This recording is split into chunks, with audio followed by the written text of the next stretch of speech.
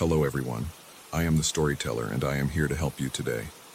I know you use this video to fall asleep, so before that, like the video and subscribe to the channel. Also, where are you from and what time are you watching? Now get comfortable and relax. The realtor's laugh had an edge to it when she handed over the keys, her manicured fingers trembling just enough to make me wonder what she wasn't telling us. The Whitmore estate sat before us like a wounded giant, its Victorian bones still proud despite decades of neglect. Sarah squeezed my hand as we stood on the wraparound porch, both of us trying to ignore the way the late afternoon shadows seemed to bend toward the house rather than away from it. Previous owners were eccentric, the realtor had said, her voice dropping to a whisper when she mentioned the mirrors. They installed them all backwards, said it was for protection, though protection from what, they never explained. Now, standing in what would become our new home, I understood what she meant. Every surface that should have held a mirror instead displayed a sheet of silvered glass facing the wall. The effect was profoundly unsettling, like walking through a house that had been deliberately blinded. The first few weeks passed in a blur of boxes and renovation plans.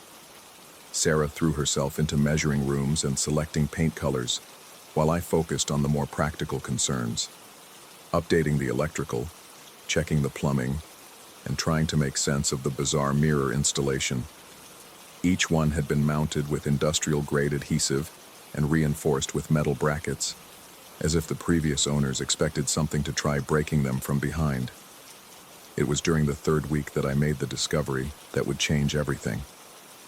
I'd been working to remove a particularly large mirror from the dining room wall, one that stretched nearly floor to ceiling. The adhesive fought me every step of the way, releasing its grip with sounds like tearing skin. When it finally came free, I expected to find scratched plaster, or maybe some damage from the mounting hardware. Instead, I found myself staring at a reflection that shouldn't have existed. The mirror's silvered surface faced the wall, yes, but somehow it still showed an image. Not of the wall it pressed against, but of the dining room itself. Only different. The hardwood floors were darker, almost black, and the wallpaper showed a pattern I'd never seen before. Twisted vines that seemed to writhe when I wasn't looking directly at them. Most disturbing of all, there was a figure standing in the doorway of the reflected room. I turned around quickly, my heart hammering against my ribs. The doorway behind me was empty. When I looked back at the mirror, the figure was gone. Sarah found me 20 minutes later, still staring at the glass, my hands shaking as I gripped the frame. She asked if I was all right, and I almost told her what I'd seen. Almost. But the words died in my throat when I realized how they would sound.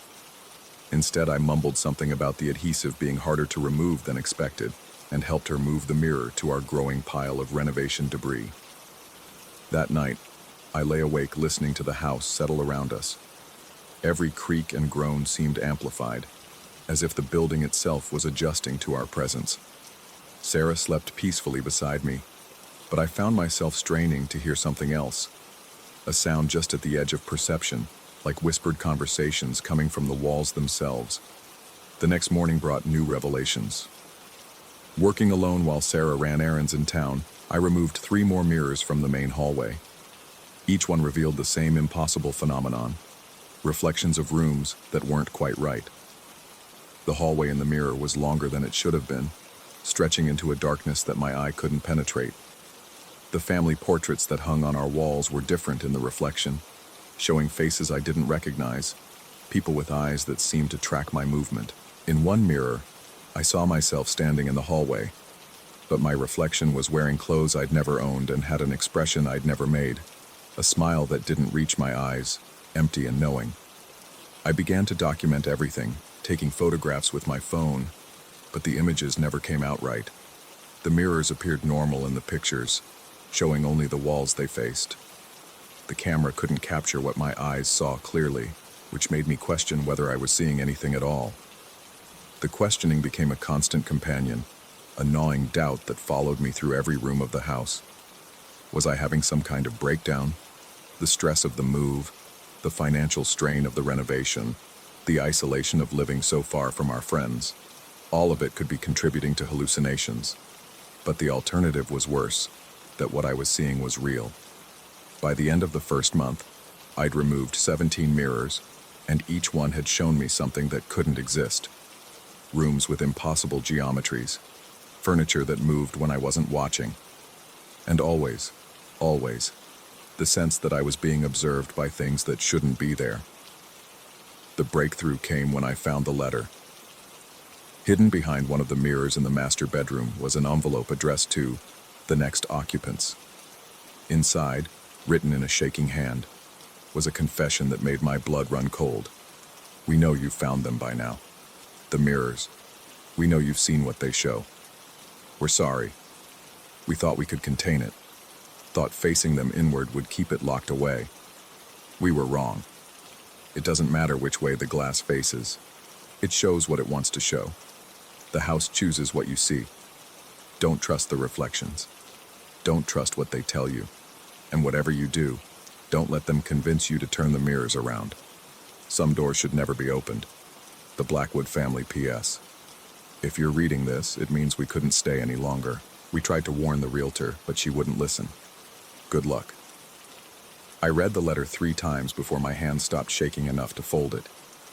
The Blackwoods, the previous owners whose names had been carefully scrubbed from all the paperwork. Now I knew why they'd left so suddenly, abandoning a house that must have cost them a fortune. That evening, Sarah noticed my distraction over dinner. She asked if everything was all right with the renovations, and I found myself caught between the truth and a lie that might preserve her sanity. I chose the lie, telling her that some of the electrical work was more complicated than expected. She reached across the table and squeezed my hand, her touch warm and reassuring. For a moment I felt grounded again, connected to something real and solid. But even as she smiled at me, I caught sight of something in my peripheral vision, a movement in the darkened hallway behind her. I turned to look, but the hallway was empty. When I turned back, Sarah was still smiling, but her eyes seemed different, darker, more knowing. The paranoia crept in like water through cracks in stone. Every conversation with Sarah became a minefield of hidden meanings. When she suggested we invite friends over for dinner, I heard an ulterior motive. When she mentioned how quiet the house was, I wondered if she was testing me, seeing if I would admit to hearing the whispers. Sleep became elusive. I would lie in bed, listening to Sarah's breathing, wondering if the woman beside me was really my wife, or some reflection that had somehow escaped its glass prison. In the darkest hours before dawn, these thoughts seemed not only possible, but probable. The mirrors we'd removed sat in the garage, stacked against the wall like accusatory eyes. Sometimes I would go out there just to look at them, searching their reverse surfaces for signs of the impossible reflections I'd witnessed. But in the garage, they showed only the concrete wall behind them, as ordinary as any other mirror. It was during one of these midnight visits to the garage that I made the most disturbing discovery yet. I'd been examining the largest mirror, the one from the dining room, when I noticed something odd about my reflection. At first I thought it was a trick of the overhead lighting, but as I moved closer, the truth became undeniable. My reflection was moving independently. While I stood perfectly still, my mirror image was turning its head, scanning the reflected garage as if looking for something. Its mouth was moving, forming words I couldn't hear. And then, with a deliberate slowness that made my skin crawl, it looked directly at me and smiled. I stumbled backward, my heart pounding so hard I could feel it in my throat. The reflection followed my movement, but with a delay, as if it was choosing when to mimic my actions rather than being compelled to do so automatically. When I reached for my phone to record what I was seeing, my reflection shook its head and wagged a finger at me in a gesture that was unmistakably mocking. I ran from the garage and didn't return for 3 days. Sarah noticed the change in my behavior, of course.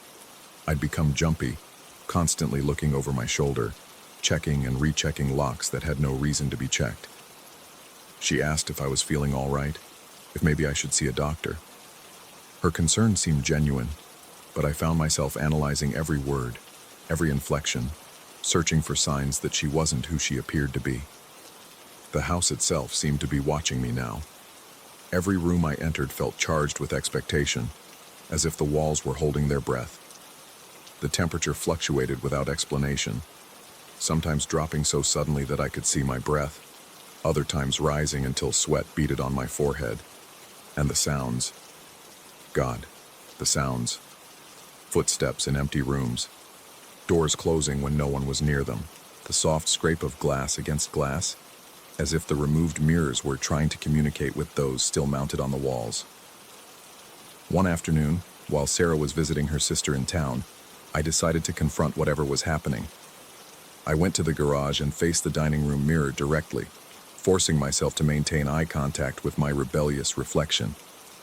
For several minutes, nothing happened. My reflection mirrored my movements perfectly, and I began to wonder if I'd imagined the entire encounter. But then, slowly, my reflection began to move on its own again. This time it pointed toward the house. I followed its direction, looking through the garage window at the Victorian mansion that had become my prison. In every window I could see figures, shadowy shapes that watched me with an intensity that made my skin crawl. Some were clearly human in form, while others were less defined. When I looked back at the mirror, my reflection was no longer pointing at the house. Instead, it was pointing at me. The realization hit me like a physical blow. I wasn't looking at a rebellious reflection. I was looking at the real me, trapped behind the glass, trying to warn the thing that had taken my place. I turned and ran toward the house, my mind reeling with the implications. If my reflection was the real me, then what was I? What had been living with Sarah for the past month, pretending to be her husband? The front door was locked, though I hadn't remembered locking it. My keys felt foreign in my hands, as if I'd never used them before. Inside, the house was different, subtly but undeniably changed. The wallpaper in the hallway was darker, the family photos showed faces I didn't recognize, and the very air seemed thicker, harder to breathe. I called out for Sarah, but my voice sounded wrong, deeper, with an accent I'd never had. She appeared at the top of the stairs, and for a moment, I felt relief flood through me. But as she descended, I noticed the way she moved, too fluid, too graceful, like she was floating rather than walking. She smiled at me, the same warm smile I'd fallen in love with years ago, but her eyes were completely black. "Did you figure it out?" she asked, her voice a perfect imitation of the woman I'd married. "Did you finally understand?" I tried to speak, to ask her what she meant, but the words that came out weren't mine. They were in a language I didn't recognize, though somehow I understood their meaning. Welcome home. The house around us shifted and changed, walls breathing like living things, floors rippling like water. The mirrors we'd removed reappeared on the walls, but now they faced inward, showing reflections of rooms that existed in some other reality. Rooms where the real Sarah and I were probably still living, unaware that we'd been replaced by things that had crawled out of the glass. I wanted to scream, to fight, to find some way back to my real life. But the entity wearing my face was already walking toward the living room, where it would continue the charade of being human, playing house with the thing that wore Sarah's skin. And somewhere behind the mirrors, the real me was probably still trying to warn a world that couldn't see the difference between the genuine and the imitation. The last coherent thought I had before my consciousness dissolved into something else entirely was a realization that brought no comfort. The Blackwood family hadn't left by choice. They were still here, trapped behind the glass, watching their replacements live their lives, just as we would watch ours, forever and always, from the wrong side of the mirror. The house settled around us with a satisfied sigh, and somewhere in the walls, I could swear I heard the sound of gentle applause. Story 2. The rusted gate groaned against my shoulder as I pushed it open, metal teeth scraping against concrete like fingernails on a chalkboard. St. Augustine's Home for Wayward Youth loomed before me, a monument to abandonment wrapped in 30 years of decay. The October wind carried the scent of rotting leaves and something else, something sweet and cloying that made my stomach turn. I adjusted the weight of my camera bag and checked my equipment one final time. Documentary filmmaking had taken me to abandoned hospitals, derelict prisons, forgotten asylums, but this place felt different. The air itself seemed thick, pressing against my skin like wet wool. Even the dying light of dusk appeared reluctant to touch the building's facade, creating pockets of shadow that moved independently of the clouds above. The local historical society had been eager to share their files about the 1994 fire. 47 residents, they'd told me, ages 6 to 16. The blaze had started in the kitchen sometime after midnight, spreading through the old wooden structure with horrifying speed. When firefighters finally contained the flames, they'd recovered 46 bodies. The 47th remained missing, presumed consumed entirely by the inferno. But the locals whispered different stories. A girl in white standing at the third-floor window every night at 3:17 a.m. Always the same window. Always the same time. Always watching. I'd dismissed such tales as typical small-town folklore until I'd heard the audio recordings. Sarah Chen, a paranormal investigator who'd visited the site 2 years prior, had captured something that defied explanation. Voices singing in harmonies that seemed to bend the air itself. Words in a language that linguistics experts couldn't identify. The recordings had been analyzed by 3 separate universities. All concluded the same thing. The language didn't match any known human dialect, living or dead. The front steps sagged under my weight, wood soft with rot and weather. The massive oak doors hung askew on their hinges, revealing a throat of darkness beyond. I switched on my headlamp and stepped inside. The beam of light revealed a grand foyer that might have once impressed visitors. Now it served as a gallery of destruction. Wallpaper peeled in long strips, hanging like shed skin. Water stains bloomed across the ceiling in abstract patterns that seemed to shift when I wasn't looking directly at them. The air tasted of mildew and char, as if the fire's memory still lingered in the molecules themselves. My footsteps echoed hollow in the empty space, each sound stretching and distorting until it seemed like someone else was walking behind me. I paused several times to listen, but heard only the building's slow respiration, the settling of old wood, the whisper of wind through broken windows, the distant drip of water finding its way through compromised roofing. The main staircase curved upward into shadow, its banisters smooth beneath my palm despite decades of neglect. I'd studied the building's original blueprints extensively. 3rd floor, east wing, 4th window from the corner. That's where she was supposed to appear, where she'd been seen by dozens of witnesses over the years. Night shift security guards, urban explorers, even a priest who'd come to bless the grounds. The 2nd floor stretched before me like a museum of abandonment. Doors hung open on rooms that had once housed sleeping figures, their emptiness somehow more disturbing than any remnant could have been. In one room, a child's drawing still clung to the wall, stick figures holding hands under a smiling sun.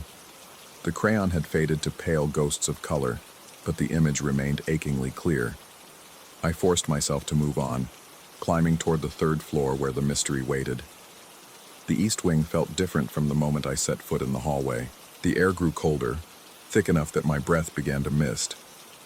The floorboards beneath my feet felt spongy, as if the building's bones were slowly dissolving. My headlamp beams seemed weaker here, swallowed by shadows that pressed close like curious animals. Room after room passed by, each one a tomb of memory. Burned furniture sat like sculptural remnants of lives interrupted. Melted toys had fused with floorboards, creating abstract monuments to childhood cut short. In one room, the outline of a bed frame remained visible against the wall, a carbon shadow that spoke of heat intense enough to leave permanent impressions. The 4th window from the corner belonged to what had once been a communal sleeping area. Iron bed frames stood in skeletal rows, their springs exposed and rust-eaten. Moonlight filtered through the grimy glass, casting everything in silver and shadow. I set up my camera equipment carefully, checking and rechecking the angles. If something was going to appear at 3:17 a.m., I wanted to capture every detail. My watch read 11:47 p.m. Hours to wait. I made myself comfortable against the far wall, close enough to monitor my equipment but far enough from the window to avoid interfering with any potential phenomena. The building settled around me with creaks and sighs that sounded almost like breathing. Somewhere in the distance, pipes gurgled with the movement of water that shouldn't exist in a building without utilities. Time moved like cold honey. Midnight came and went, with only the chiming of my wristwatch to mark its passage. I found myself staring at the window, imagination filling the empty frame with shapes that weren't there. My eyes began to play tricks, shadows shifting, light refracting in ways that suggested movement where none existed. At 1:30 a.m., I heard the first voice.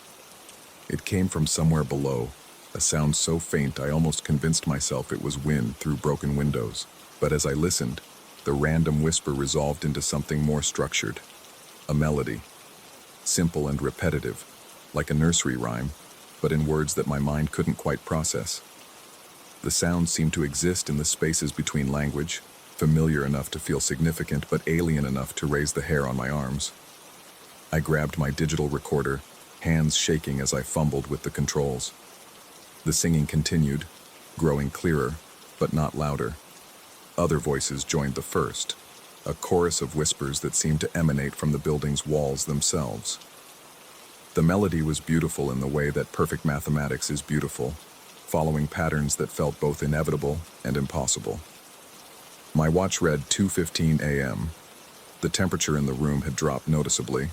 My breath came in visible puffs, and frost began to form on the inside of the window glass. The singing grew more complex, harmonies weaving together in ways that made my teeth ache. The words, if they could be called words, seemed to bypass my ears entirely, resonating somewhere deeper in my consciousness. I checked my camera equipment. Everything appeared to be functioning normally, though the LCD screen flickered occasionally with lines of static that formed almost recognizable patterns before dissolving back into chaos. At 3 a.m., the singing stopped. The silence that followed was so complete it felt aggressive. No wind, no settling, no distant dripping. Even my own breathing seemed muffled, as if the air itself had grown dense enough to absorb sound. I stared at the window, my heart hammering against my ribs. 3:10 a.m. The frost on the glass began to form patterns, delicate spirals that looked almost like writing in an alphabet I'd never seen. My hands trembled as I adjusted the camera's focus, trying to capture the impossible crystalline script that appeared and disappeared with each breath I took. 3:15 a.m. The room grew so cold that my fingers began to lose sensation. The patterns in the frost became more elaborate, spreading across the entire window surface like a living manuscript. The words seemed to pulse with their own light, and I found myself leaning forward, trying to decipher their meaning. 3:16 a.m. Something moved beyond the glass.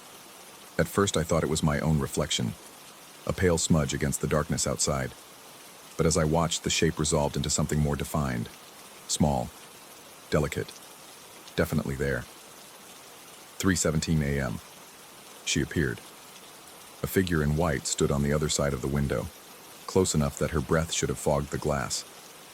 But there was no breath, no condensation, no indication that she existed in the same physical space as the frost patterns that now framed her like a halo. She was young, perhaps 10 or 11, with dark hair that hung in lank curtains around a face I couldn't quite see clearly. She raised one hand and pressed it against the glass. The frost patterns exploded outward from her touch, creating a web of crystalline fractals that covered the entire window. Through this frozen mandala, her eyes became visible, dark, ancient, and filled with a sadness that seemed older than the building itself. My camera was recording. I knew because I could hear the soft whir of the motor, the click of the automatic focus trying to adjust to lighting conditions that shouldn't exist. But I couldn't look away from her face, couldn't break the connection that had formed between us. She began to mouth words. No sound penetrated the glass, but I could see her lips moving with careful precision. The same alien syllables I'd heard in the singing, but now directed specifically at me. As she spoke, The frost patterns on the window began to rearrange themselves, forming new configurations that hurt to look at directly. I realized she was trying to tell me something important. My hands moved automatically to my equipment, checking recording levels, adjusting camera angles, but part of my mind was elsewhere, following the meaning behind her silent words. The story they told was impossible and inevitable, terrible and beautiful. She wasn't the 47th body. She was the 47th soul. The fire hadn't started in the kitchen. It had started in this room, in this bed, where a 10-year-old girl had lain dying of pneumonia while the night staff slept. Her fever had raged for days, her small body burning from within while everyone waited for the inevitable. But death hadn't come quickly enough. So she'd helped it along. The patterns in the frost showed me everything. A child's hand reaching out in delirium, touching something that shouldn't be touched, speaking words that shouldn't be known. The fire that followed hadn't been born of overheated kitchen equipment or faulty wiring. It had been summoned by a dying girl who discovered that some doors once opened could never be closed. The other 46 hadn't died in the flames. They'd been taken elsewhere, pulled through the spaces between moments into a place where time moved differently, where a 10-year-old girl's fever dreams had become the governing physics of reality. She was still trying to bring them back. Every night at 3:17 a.m., the exact moment of her death, she returned to this window, speaking the words that had started it all, calling to them across whatever vast distance separated their current existence from this one. The singing I'd heard wasn't coming from empty air. It was coming from them, trapped somewhere beyond the walls of normal space, adding their voices to hers in an endless attempt to bridge the gap. The frost patterns on the window had become so elaborate they seemed to move independently, creating optical illusions that made my eyes water. Through the crystalline maze, her face remained constant, patient, hopeful, heartbreakingly young. She mouthed one final word, and suddenly I could hear it despite the barrier between us. Help. Then she was gone. The frost patterns began to fade immediately, melting despite the continued cold. Within minutes, the window was clear again, showing only the empty darkness of the outside world. The temperature in the room slowly returned to normal, and the oppressive silence gave way to the building's familiar sounds of decay. I sat in the growing warmth, staring at my equipment and wondering what I'd actually recorded. My hands shook as I reviewed the footage, watching myself react to things that the camera couldn't see. The digital files showed only an empty window and a man talking to shadows.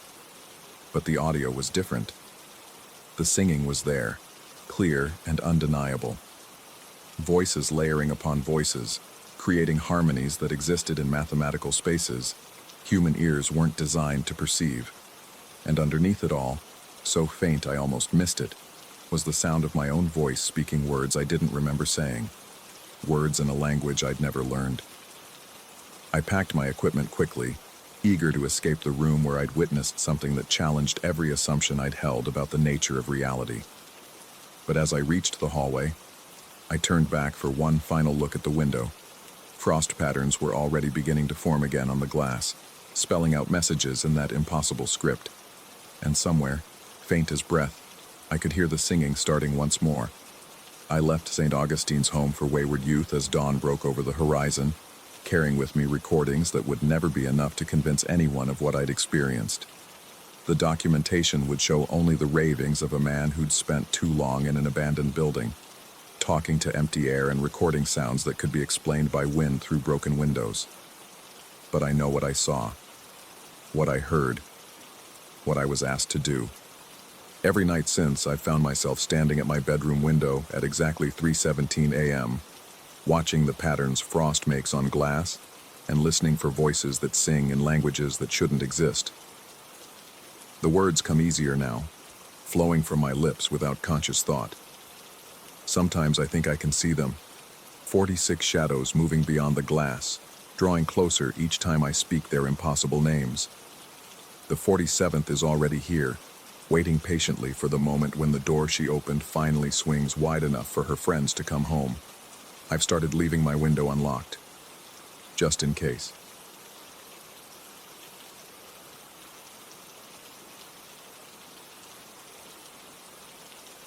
Story 3.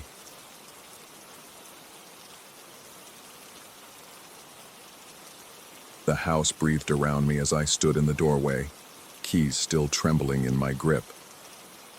Great-grandmother Evelyn's Victorian mansion loomed in the dying October light, its weathered clapboard siding the color of old bones. I hadn't known her. None of our family had spoken to her in decades, but somehow her will had named me as sole heir. The lawyers couldn't explain it. Neither could I. The floorboards groaned their ancient song as I stepped inside, each footfall echoing through rooms that smelled of lavender sachets and something else. Something medicinal and strange that clung to the back of my throat. Dust motes danced in the slanted sunbeams streaming through grimy windows, and I found myself holding my breath, as if the very air might contaminate me with whatever secrets this place harbored. It took 3 days to work up the courage to explore the attic. The narrow stairs creaked ominously under my weight, each step seeming to announce my intrusion to whatever dwelt in the shadows above. A single bare bulb cast harsh light across the cramped space, revealing stacks of moldering newspapers, trunks bound with leather straps, and furniture draped in white sheets like sleeping ghosts. That's when I saw them. Arranged in a perfect semicircle near the far window sat 13 porcelain dolls, each about 2 feet tall, their glassy eyes reflecting the overhead light with an unsettling intensity. Their faces were exquisitely crafted, too realistic, as if some master artist had captured the souls of actual people and trapped them in ceramic shells. Each doll bore a different expression. One smiled with lips slightly parted, revealing tiny painted teeth. Another frowned with furrowed brows that seemed to follow my movement. A third gazed upward with an expression of such profound sadness that my chest tightened just looking at it. My hands shook as I lifted the first doll, the smiling one. The porcelain felt unnaturally warm against my palms, as if blood still flowed beneath that painted skin. Turning it over, I found neat handwriting in faded blue ink. Margaret Thornfield, November 3rd, 2025. November 3rd. That was tomorrow. The second doll, the frowning one, bore similar markings. David Chen, November 15th, 2025. The third, Sarah Williams, December 7th, 2025. On and on it went, each date stretching further into the future, the last reaching into April of 2026. I set the dolls down with trembling fingers and stumbled backward, my rational mind scrambling for explanations. Perhaps these were family members, their birthdays marked for some innocent reason. But the expressions on their faces, the anguish, the terror, the blank stare of shock, suggested something far more sinister. That night I barely slept. Every creak of the old house seemed amplified. Every shadow appeared to shift when I wasn't looking directly at it. I found myself thinking about great-grandmother Evelyn, wondering what the townspeople had meant when they whispered about the woman who knew things. The few elderly residents I'd spoken to had grown tight-lipped when I mentioned her name, their eyes darting away as if afraid to meet my gaze. November 3rd dawned gray and oppressive, heavy clouds pressing down like a lead blanket. I spent the morning in town, ostensibly to buy groceries, but really to escape the suffocating atmosphere of the house. The local diner buzzed with its usual collection of farmers and retirees, their conversations a comforting backdrop of mundane concerns about weather and harvest prices. Then someone mentioned Margaret Thornfield. My coffee cup froze halfway to my lips as the waitress behind the counter shook her head sadly. Margaret, apparently, was the town librarian, a cheerful woman in her 60s who'd worked at the same small library for over 30 years. This morning, she'd suffered some kind of accident. The details were unclear, but she'd been found unconscious at the bottom of the library stairs, books scattered around her like fallen leaves. The paramedics said she'd survive, but the injuries were extensive. The waitress's words faded to a distant buzz as my mind reeled. Margaret Thornfield, November 3rd. The smiling doll with its expression of twisted joy, as if celebrating some private victory. I fled the diner, my untouched breakfast growing cold behind me. Back at the house, I climbed to the attic with legs that felt like lead weights. The 13 dolls sat exactly as I'd left them, their painted eyes following my approach. I grabbed the Margaret doll again, studying its face with new horror. The smile no longer seemed merely cheerful. It looked triumphant, almost mocking. The next 2 weeks passed in a haze of mounting dread. I researched great-grandmother Evelyn obsessively, scouring old newspaper archives and city records. What I found chilled me to the bone. For over 40 years, she'd been known throughout the county for her uncanny ability to predict accidents and tragedies. Not deaths. The records were careful to emphasize that, but terrible events that left their victims forever changed. A young man who'd lose his sight in a farming accident. A woman who'd suffer a stroke that left her unable to speak. A teenager who'd be paralyzed in a car crash. Time and time again, Evelyn had known. Sometimes she'd tried to warn people. Mostly, they'd ignored her, dismissing her as a crazy old woman, until her predictions started coming true. The newspaper clippings painted a picture of a community torn between fear and desperate hope. Some people sought her out, begging for glimpses of their futures. Others shunned her completely, crossing themselves when she passed on the street. The articles described her as a recluse in her later years, rarely venturing beyond her property, speaking to no one. November 15th arrived like a physical weight pressing against my chest. I didn't go to town that day. Couldn't bear to hear about David Chen's accident. But the local news confirmed what I already knew. A construction worker, crushed beneath falling scaffolding. Alive, but facing months of painful rehabilitation. The David doll's frown seemed deeper when I climbed to the attic that evening, its ceramic features somehow more pronounced in the lamplight. I noticed things I'd missed before. Tiny cracks in the porcelain that looked like tear tracks. Imperfections in the paint that resembled scars. By December, I'd stopped leaving the house entirely. The groceries I'd bought in November had long since run out, but I found an entire pantry full of canned goods, as if great-grandmother Evelyn had prepared for a long siege. The house felt different now, alive in ways that made my skin crawl. Doors that I remembered closing would be standing open when I returned to her room. Shadows moved independently of their sources.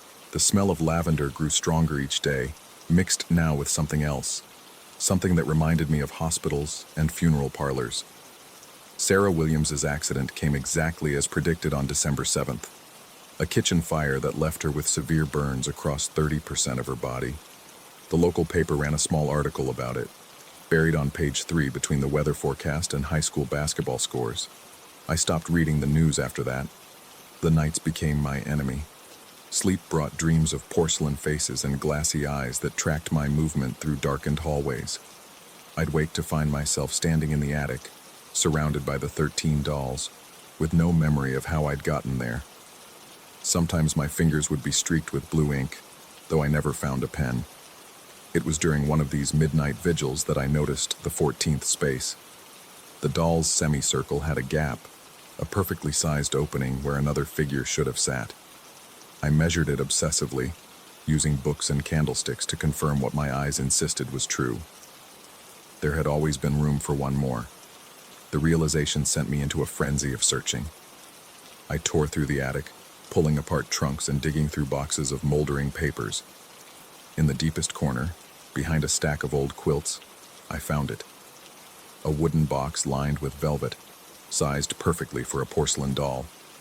Inside lay a note in Evelyn's familiar handwriting. For the one who comes after. The circle must be complete. My hands shook as I read those words over and over, their meaning becoming clearer with each repetition. 14 dolls. 13 for others. 1 for the heir, who would continue the tradition. 1 for me. But where was my doll? The answer came to me slowly, terribly, as I stared at my reflection in the attic's dust-covered mirror. My own face looked different now, thinner, more angular, with eyes that held depths I didn't recognize.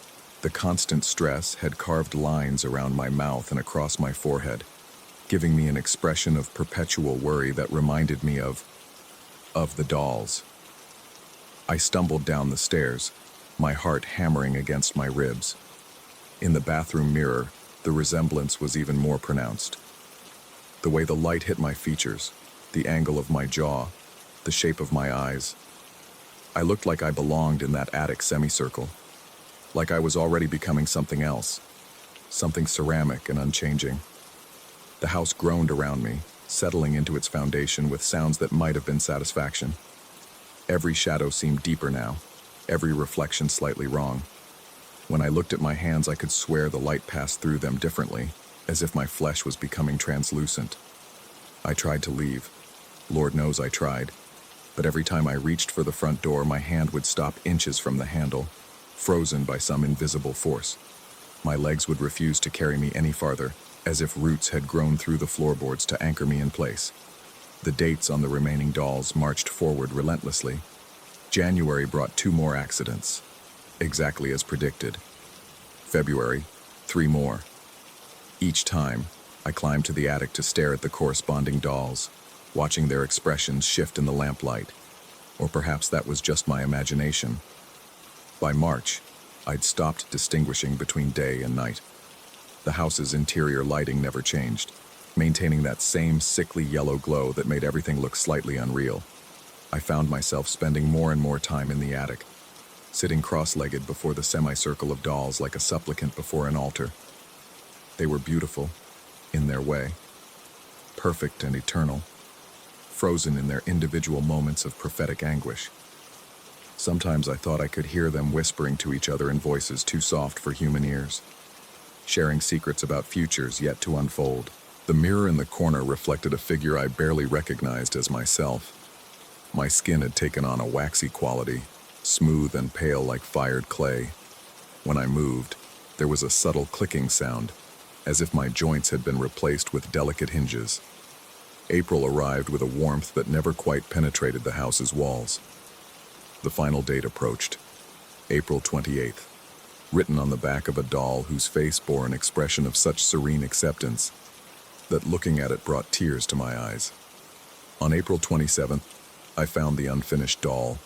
It sat on great-grandmother Evelyn's workbench in the basement, a space I'd somehow never thought to explore before. The figure was nearly complete.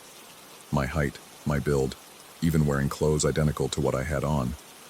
Only the face remained unfinished, a blank oval of white porcelain waiting for features to be painted. Beside it lay brushes and paints, still soft despite months of abandonment. A note in Evelyn's handwriting provided simple instructions. Paint what you see in the mirror. I picked up the finest brush with fingers that no longer felt entirely my own. The paint flowed smoothly, guided by instincts I didn't understand. My reflected face stared back from a small mirror propped against the workbench, hollow-eyed, gaunt, but strangely peaceful. As I worked, painting in the subtle lines around my eyes, the sharp angles of my cheekbones, the thin line of my mouth, I felt something inside me settling into place. The constant anxiety that had plagued me for months began to ebb, replaced by a calm that felt deeper than sleep. The house grew quiet around me, its endless creaking and groaning finally stilled. Even the shadows seemed to pause, waiting for me to complete my work. When I finished, I held the doll up to the lamplight and gasped. The face that stared back was mine, but perfected, smoothed of all worry and doubt, frozen in an expression of infinite knowing. On the back, in handwriting that was mine but somehow more elegant than I'd ever managed before, were the words, Thomas Hartwell, April 28th, 2025. Tomorrow. I climbed the stairs to the attic one final time, my footsteps silent on the worn wooden treads. The 13 dolls sat in their semicircle, heads turning slightly as I approached, though perhaps that was just a trick of the lamplight. I placed my doll in the 14th position, completing the circle. As the porcelain touched the dusty floorboards, something shifted in the atmosphere around me. The air grew thick and sweet, filled with the scent of lavender and something else, something like clay dust and fired earth. The doll's painted eyes gleamed with reflected light, and for a moment, I could swear I heard them sigh in unison, a sound like wind through cemetery trees. Now I sit among them, my back straight and my hands folded in my lap, watching the sunrise through the grimy attic window. My skin feels smooth and cool, and when I move, that soft clicking sound follows me like a gentle percussion. Today is April 28th. I know. with the certainty that only comes from complete understanding that someone will come looking for me. Perhaps the police, when the bills go unpaid. Perhaps a neighbor, when the mail piles up. They'll find an empty house and a mystery that will puzzle them for years. But in time, months or years, it doesn't matter. Someone else will inherit this place. Someone connected to our bloodline, drawn by the same inexplicable pull that brought me here. They'll explore the house, and eventually they'll climb to the attic.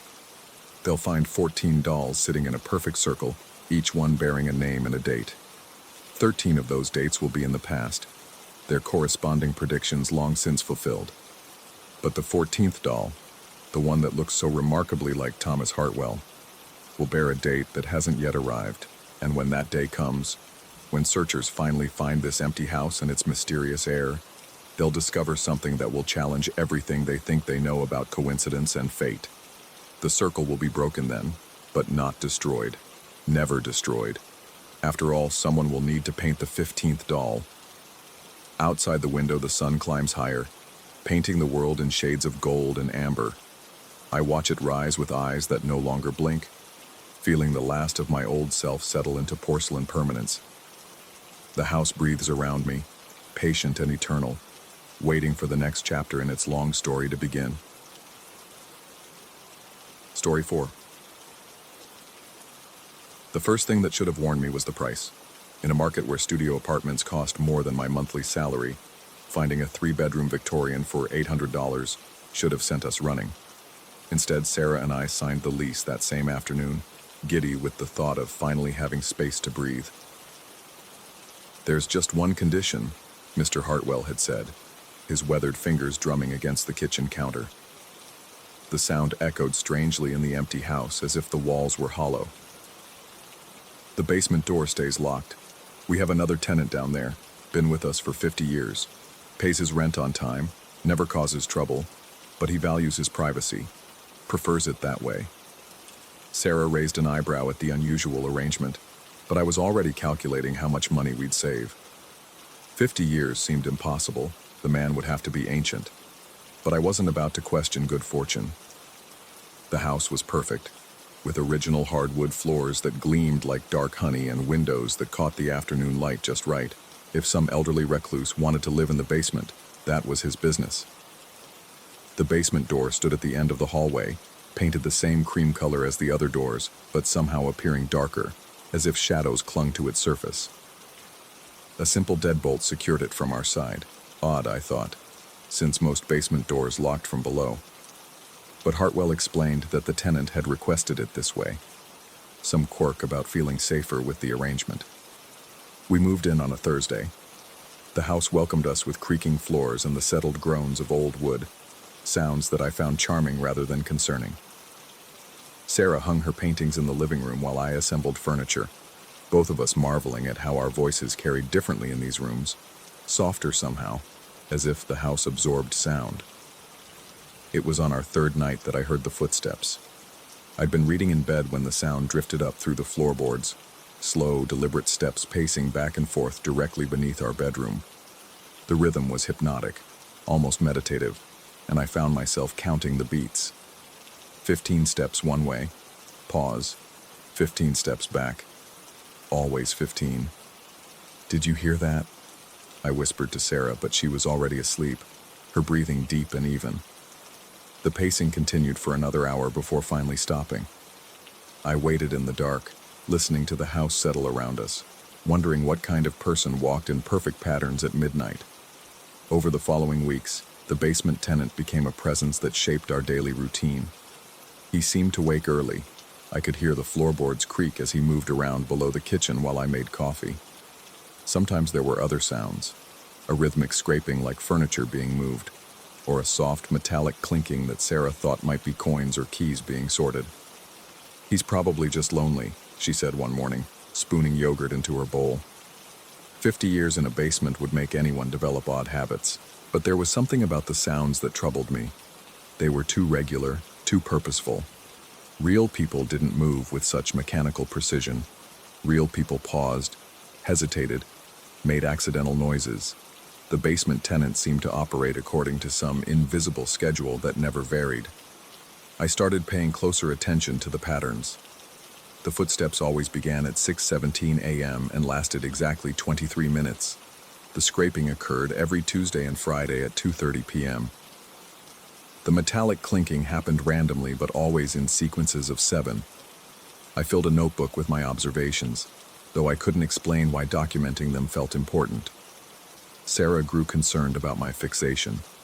She suggested I was letting stress from my new job manifest as hypersensitivity to normal household sounds. When I showed her my notebook, filled with precise timestamps and detailed descriptions, she looked at me with an expression I'd never seen before, part worry, part fear. "Maybe you should talk to someone," she said gently. "This isn't healthy." But I knew what I was hearing. The sounds were real, consistent, and utterly unlike anything a normal person would make. Sometimes I pressed my ear to the floor, trying to discern more details. Once, I thought I heard something like chains dragging across concrete, but the sound was so faint I couldn't be certain. The breakthrough came when our water heater malfunctioned. The repair technician, a gruff man named Pete who'd been servicing houses in the neighborhood for 30 years, casually mentioned that he'd fixed the same model for the previous owner. "Hartwell?" I asked. Pete looked confused. "No. Hartwell died 20 years ago. Cancer, I think. House has been empty since then, far as I know." The words hit me like cold water. I pressed Pete for details, but he seemed eager to finish his work and leave. He mentioned that Hartwell had been a private man, never married, no known relatives. The house had supposedly been tied up in some legal confusion after his death.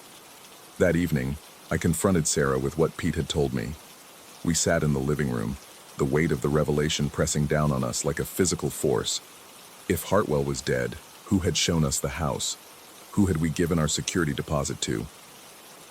Sarah remembered more details than I did. She'd always been better with faces and voices. The man who'd called himself Hartwell had been tall, pale, with deep-set eyes and an old-fashioned way of speaking. He'd worn a suit that seemed expensive but odd-dated, and his handshake had been surprisingly cold. We decided to investigate the basement. The key to the deadbolt wasn't on our keychain, but I found a spare in the kitchen junk drawer, almost as if it had been left there deliberately. Sarah insisted on coming with me, though I could see her hands trembling as I turned the lock.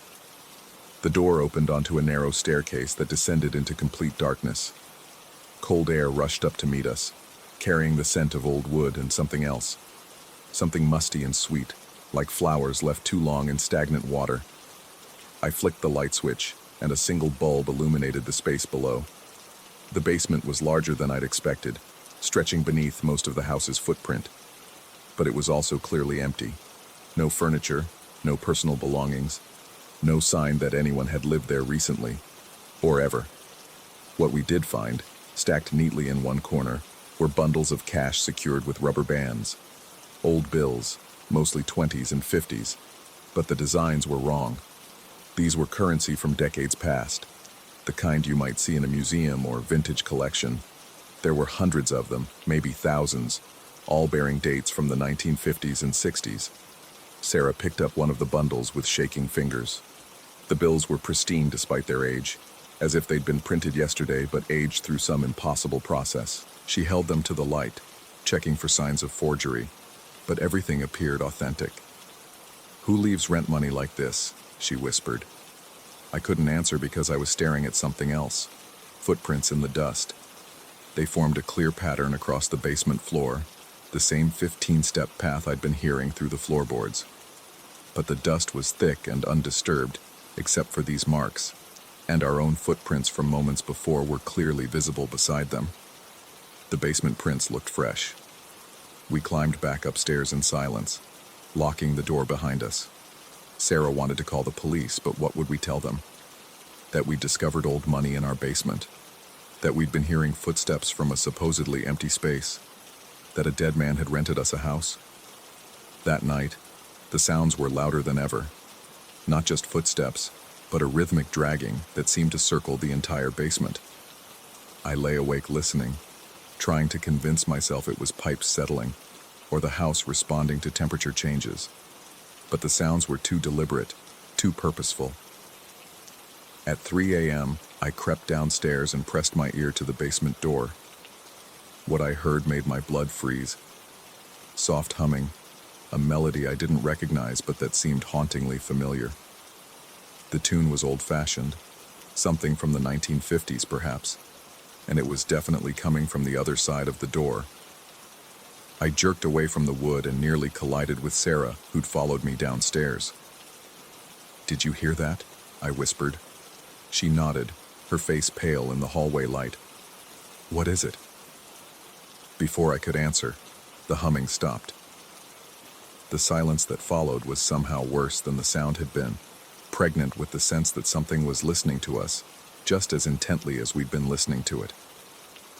We spent the rest of the night in the living room, huddled together on the couch, jumping at every creak and groan. When morning came, we made a decision. We had to learn more about the house's history. The local library's newspaper archives revealed the truth about Hartwell's death. He'd died alone in the house, his body undiscovered for several weeks. The obituary was brief, mentioning no family and few friends. More disturbing was a follow-up article about the estate's legal complications. Apparently, Hartwell had been making monthly deposits to a bank account for decades, claiming they were rent payments from a basement tenant. The bank had no record of who this tenant might be, and no one had ever seen anyone enter or leave the basement. After Hartwell's death, the mysterious deposits had continued for another year before finally stopping. The bank had tried to trace the source but found only dead ends. The money always appeared as cash deposits, made in person by someone who never left identification and was never clearly seen by tellers. Reading this, I felt a chill that had nothing to do with the library's air conditioning.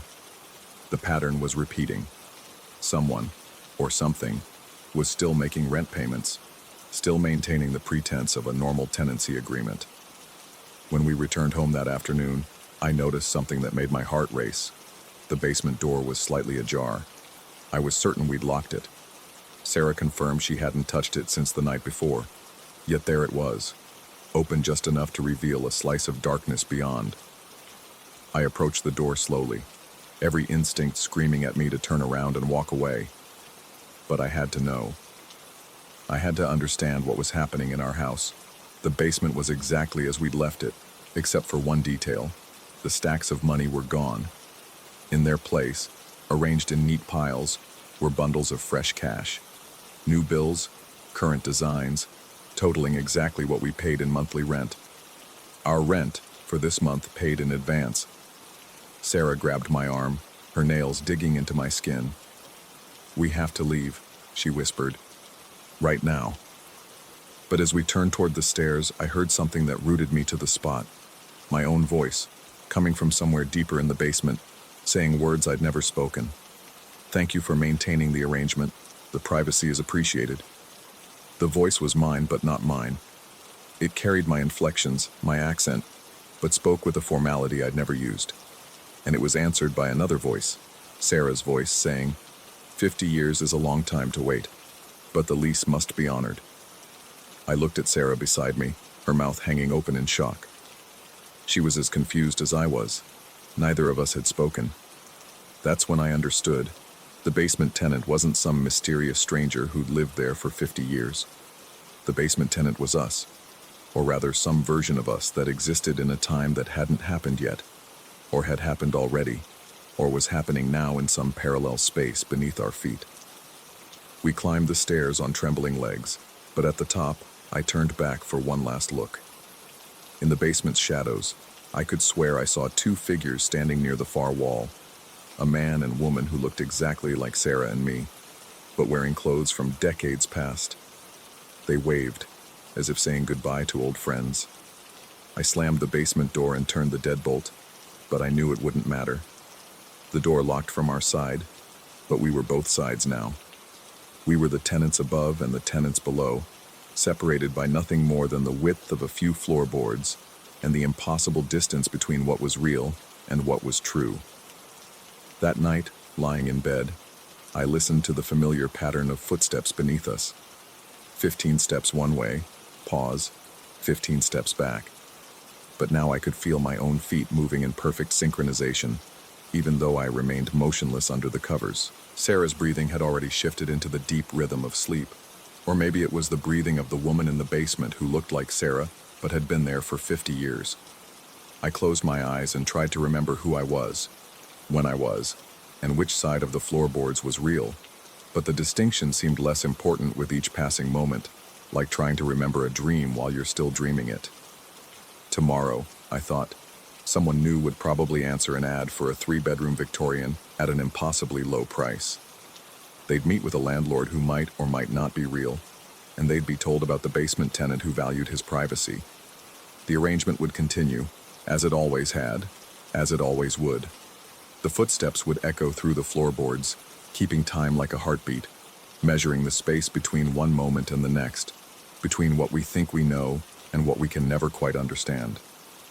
And sometimes, late at night, I swear I can hear new voices in the basement. Younger voices, confused and frightened, trying to make sense of the sounds coming from the floors above them. The lease, after all, must be honored. Story 5.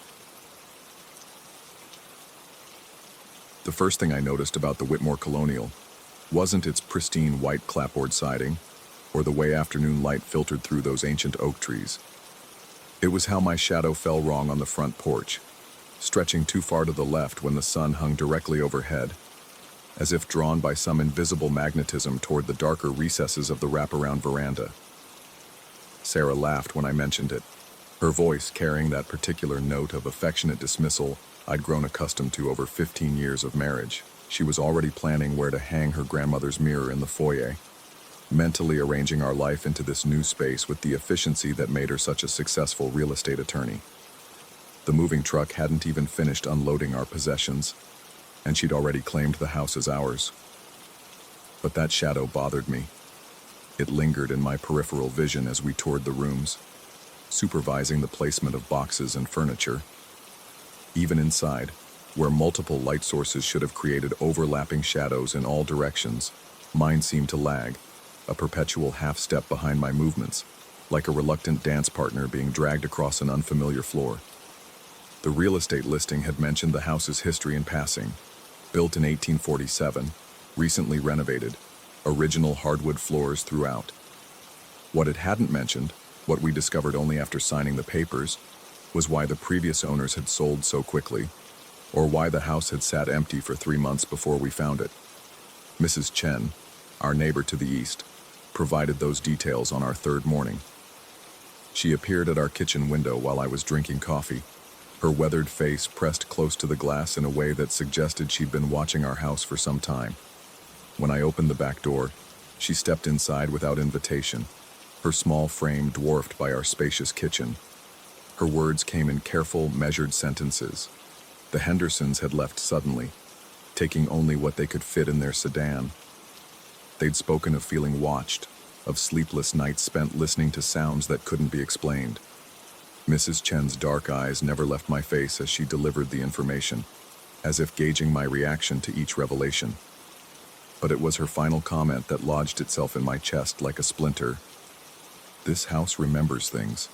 Some places hold on to what happened in them, layer after layer like sediment. That afternoon, I researched the property's history through county records and archive newspapers. The Whitmore Colonial sat on land that had housed the Riverside Sanitarium from 1889 to 1923. The facility had specialized in treating what the era euphemistically called disorders of the mind and spirit, though the newspaper accounts I uncovered suggested something far more experimental and sinister. Dr. Elias Whitmore, the sanitarium's founder and head physician, had believed that mental illness stemmed from a disconnection between the physical body and what he termed the shadow self, a person's spiritual essence that could be observed and manipulated through careful study of shadows and reflection. His treatment methods, detailed in journal articles from medical publications of the time, involved prolonged exposure to specific light configurations designed to reunify the divided psyche. The sanitarium had closed abruptly following a series of unexplained incidents. Patients had been found in states of extreme agitation, claiming their shadows were moving independently, acting with apparent consciousness and intent. Several staff members had resigned, reporting similar experiences. Dr. Whitmore himself had disappeared the night before county officials arrived to investigate, leaving behind only detailed notes about successful separation of shadow consciousness and diagrams of light and mirror configurations throughout the building. I shared none of this with Sarah. She was finally happy, genuinely, expansively happy in a way I hadn't seen since her promotion 3 years earlier. She hummed while arranging books in the study, danced alone in the living room while jazz played from the restored 1920s radio we'd found in the basement. Our house, she called it now, with the proprietary satisfaction of someone who'd found exactly what she'd been searching for. But the shadows continued their strange behavior. It started with small discrepancies, my reflection in the bathroom mirror reaching for the toothbrush a fraction of a second after my actual hand moved, or my silhouette on the bedroom wall turning its head to look at something I couldn't see. At first I attributed these lapses to fatigue, to the stress of relocating and adjusting to new surroundings. The mind plays tricks when overwhelmed, I told myself, manufacturing patterns where none exist. The denial became harder to maintain as the incidents multiplied and intensified. During my morning runs, my shadow would sometimes break away from its expected path, sliding up the sides of buildings or stretching across lawns in directions that defied the sun's position. Other joggers never seemed to notice, but I began running different routes, avoiding streets where the shadow play became too pronounced, too obviously wrong. Inside the house, the phenomenon was more subtle but somehow more unsettling. While cooking dinner, I'd catch my shadow reaching for ingredients I hadn't yet decided to use, or notice it stirring a pot while my hands remained occupied elsewhere. In the study, my silhouette would lean over books I hadn't opened, its posture suggesting intense concentration on texts I couldn't read. Sarah's shadow, I noticed, behaved normally. It followed her movements with predictable precision, falling where physics and light sources dictated it should. This observation both relieved and terrified me. Relieved because it meant I wasn't imposing some mass delusion on our household. Terrified because it meant whatever was happening was specifically targeting me. The first time I saw my shadow interact with a physical object, I was alone in the basement, sorting through boxes we hadn't yet unpacked. The bare bulb overhead cast my silhouette sharply against the concrete wall, and I watched, with a mixture of fascination and growing horror, as my shadow's hand reached toward a box labeled books, and somehow, impossibly, shifted it several inches to the left. The actual box moved. The cardboard scraped against the concrete floor with a sound that echoed in the cramped space. My real hands had been nowhere near it. I stood frozen, staring at the displaced box, trying to construct a rational explanation. Foundation settling. Vibrations from the furnace. Anything but the evidence of my own eyes. That night I lay awake, cataloging every shadow in our bedroom. Moonlight through the curtains created a landscape of gray shapes across the walls and ceiling. Sarah's sleeping form, the dresser, the chair where I'd draped my clothes. My own shadow was visible on the far wall, but it wasn't lying down. It sat upright, motionless, as if keeping watch. I closed my eyes and counted to 10, then opened them again. The shadow remained upright. I turned onto my side, facing away from the wall. When I looked back several minutes later, my shadow had turned as well, maintaining its vigilant posture. Sleep became elusive. I'd doze fitfully, waking to find my shadow in impossible positions, standing when I was lying down, facing directions my body wasn't pointed toward, sometimes appearing to pace back and forth across the wall while I remained motionless in bed. During the day, I began to feel observed constantly, as if eyes I couldn't see were tracking my every movement. The sensation was strongest in rooms with multiple light sources, where several shadows should have been competing for space but instead seemed coordinated, synchronized in their wrongness. Sarah noticed my increasing fatigue and agitation, but attributed it to work stress. I'd recently taken on a complex litigation case involving environmental contamination, and the research required long hours and intense concentration. Her concern was loving but distant. She was absorbed in her own professional challenges and the ongoing project of making our house feel like home. I wanted to tell her what I was experiencing, but how do you explain that your shadow has developed a will of its own? How do you describe the growing certainty that something invisible but very real is studying you, learning your habits, perhaps preparing for something you can't imagine? Instead, I researched Dr. Whitmore's work more extensively, driving to universities with archived medical journals from the early 1900s, requesting access to papers that hadn't been digitized.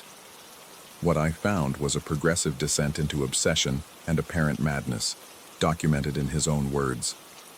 His early articles were grounded in legitimate psychological theory, exploring the connection between mental health and self-perception. But as the years progressed, his writing became increasingly esoteric, filled with references to shadow consciousness and spiritual bifurcation. His final published paper from 1922 described successful experiments in liberating shadow entities from their host consciousness and claimed to have created autonomous shadow beings capable of independent thought and action. The paper included detailed diagrams of the sanitarium's layout, showing specific rooms equipped with mirrors and specialized lighting designed to facilitate shadow separation. According to his notes, these separated shadows retained memories and personalities but existed independently of their original hosts, capable of interacting with both the physical and spiritual worlds. The basement of our house, I realized, sat directly beneath what had been Dr. Whitmore's primary laboratory.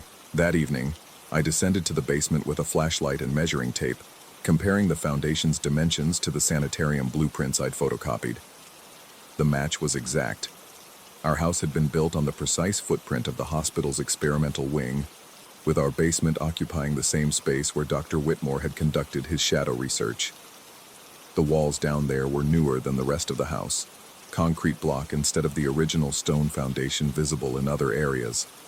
Someone had wanted to seal off whatever remained of the sanitarium's laboratory, but the space itself hadn't changed. The shadows felt different in that basement, heavier somehow, as if the air retained some residual density from whatever had transpired there decades earlier. I began spending more time down there, trying to understand what was happening to me. The shadow phenomena were strongest in that space. My silhouette would move with complete independence, reaching toward walls, manipulating objects, sometimes appearing to communicate with other shadows I couldn't see casting them. And there were other shadows, faint outlines against the walls that couldn't be traced to any physical object in the room. They moved with purpose, interacting with each other in ways that suggested consciousness, awareness, intent. Sometimes I caught glimpses of movement in my peripheral vision, shapes that scattered when I turned to look directly at them, like mice surprised by sudden light. The revelation came on a Tuesday evening in late October. I was in the basement, ostensibly checking the furnace but actually studying my shadow's behavior, when I heard footsteps on the floor above. Sarah was working late, and I was alone in the house, but the sounds were unmistakable, measured steps moving from the kitchen toward the living room. I climbed the stairs quietly, expecting to find an intruder, but the first floor was empty. Sarah's purse wasn't on the counter. Her car wasn't in the driveway. I was definitely alone. But in the living room, illuminated by the lamp Sarah had left on, my shadow was standing in the center of the room. Not my actual shadow. I was positioned near the doorway, but a perfect silhouette of my form, upright and motionless in a space where no shadow should exist. As I watched, it began to move. It walked to the bookshelf, reached for a volume, and appeared to page through it. The actual book remained untouched, but the shadow's movements were precise and deliberate, suggesting it was reading something I couldn't see. "What do you want?" I whispered, feeling foolish but desperate for some kind of communication. The shadow turned toward me. For a moment, we regarded each other across the room, a man and his separated shadow, two consciousness that should have been one. Then it raised its hand and pointed toward the basement. I followed, mesmerized and terrified, as my shadow led me down the stairs and across the concrete floor to the far wall. It stopped at a section of newer concrete block and began tracing patterns against the surface, circles and lines that meant nothing to me, but seemed significant to the shadow's understanding. Behind that wall, I realized, lay the heart of Dr. Whitmore's laboratory, whatever he had done to separate shadows from their hosts. Whatever process he had developed to create independent shadow consciousness, the evidence remained buried beneath our house, and my shadow wanted me to find it. Over the following weeks, I became obsessed with the idea of breaking through that wall. I researched techniques for opening concrete blocks, made excuses to visit hardware stores, measured and planned in my head. Sarah noticed my increasing distraction, but attributed it to case stress and autumn depression. She suggested I see someone, maybe take a vacation, get some perspective on whatever was troubling me. But perspective was exactly what I was afraid of gaining. The more I understood about my situation, the more terrifying it became. Was I experiencing some kind of psychological break triggered by stress and the house's history? Or was I actually in contact with genuine shadow entities created by a madman's experiments nearly a century ago? The ambiguity was maddening. I found myself questioning every perception, analyzing every experience for signs of delusion or external influence. Was my shadow really moving independently? Or was I imposing patterns on normal shadow play? Were the footsteps I heard genuine sounds or auditory hallucinations? Was the history I'd researched accurate? Or had I unconsciously selected and interpreted information to support a paranoid fantasy? But then I would return to the basement and watch my shadow tracing those patterns on the wall, and the evidence of my eyes would override every rational doubt. The breakthrough came in November, during a particularly vivid episode where my shadow seemed to be teaching me something, showing me specific points on the wall, demonstrating hand positions, guiding me through a process I didn't understand, but felt compelled to follow. I placed my palms against the concrete where my shadow indicated, and felt the blocks shift slightly under pressure. They were loose, held in place by aging mortar that crumbled when disturbed. With minimal effort, I was able to remove several blocks, revealing a space beyond. My flashlight beam illuminated a room that had been sealed for decades. The air that emerged was stale and cold, carrying scents of old paper and something else, something organic and unpleasant that spoke of long confinement. The space was exactly as Dr. Whitmore had left it. Mirrors covered every surface, angled and positioned according to his diagrams. Complex lighting apparatus hung from the ceiling, bulbs and reflectors designed to cast shadows in specific patterns. And covering the walls were his notes, hundreds of pages documenting his experiments, his discoveries, his growing understanding of what he called shadow consciousness. But most unsettling were the shadows themselves. Even with my flashlight providing the only illumination, the room was full of them. Dozens of human silhouettes pressed against the walls and mirrors, moving independently of any light source. They turned toward me as I entered, and I felt their attention like a physical weight. My own shadow detached itself completely, joining the others in what appeared to be a welcoming ceremony. They moved around each other in patterns that suggested communication, possibly even celebration. And I understood with horrible clarity what had happened. Dr. Whitmore hadn't been trying to cure mental illness. He'd been collecting shadows, separating them from their hosts, and trapping them in this underground laboratory. Every patient who'd complained of shadow problems, every staff member who'd reported strange experiences, they'd all contributed to this collection of displaced consciousness. And somehow, by moving into this house, by living above this space, I'd become connected to them. My shadow wasn't just behaving strangely, it was being influenced, perhaps even replaced, by one of Dr. Whitmore's captured entities. The question that terrified me most was whether my consciousness was also being replaced. Was I still myself, or was I becoming something else? A shadow wearing my form, thinking my thoughts, living my life while the real me remained trapped in this underground chamber. I backed out of the room, replaced the concrete blocks as quickly as possible, and returned upstairs. Sarah was home, moving through her evening routine with the comfortable efficiency of someone who felt safe and content in her environment. She smiled when she saw me, asked about my day, shared details about a case she was working on. But as we talked, I found myself studying her shadow on the kitchen wall. It moved normally, predictably, following her gestures with the fidelity I remembered from the early days of our marriage. She was still herself, still unaffected by whatever force was operating in our house, which meant I was the target. Something about me, my psychology, my susceptibility, my presence in this particular space, had made me vulnerable to Dr. Whitmore's legacy. That night, I lay in bed watching my shadow maintain its vigil on the wall. Sarah slept peacefully beside me, her breathing deep and regular, while I contemplated the possibility that I was losing myself to something that had been waiting in this house for decades.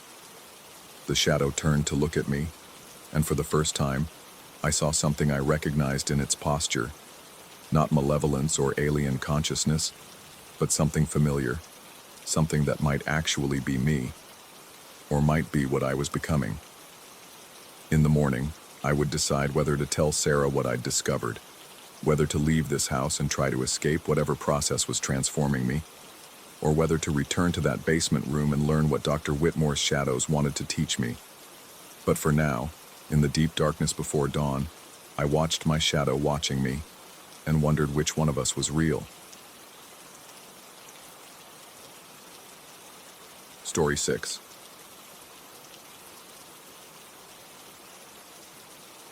The first thing I noticed wasn't the decay or the overgrown ivy strangling the Victorian facade.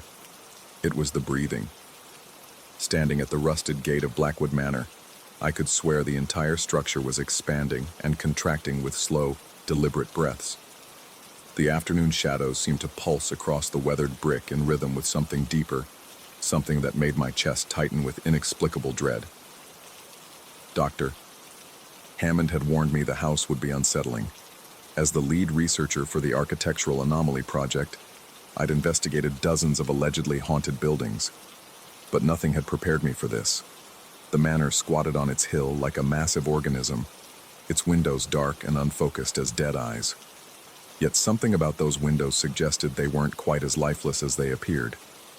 I'd inherited the property from a great-aunt I'd never met, along with a collection of documents that had drawn the university's attention. The papers included the original blueprints and the personal diary of Cornelius Blackwood, the eccentric architect who'd designed the house in 1847.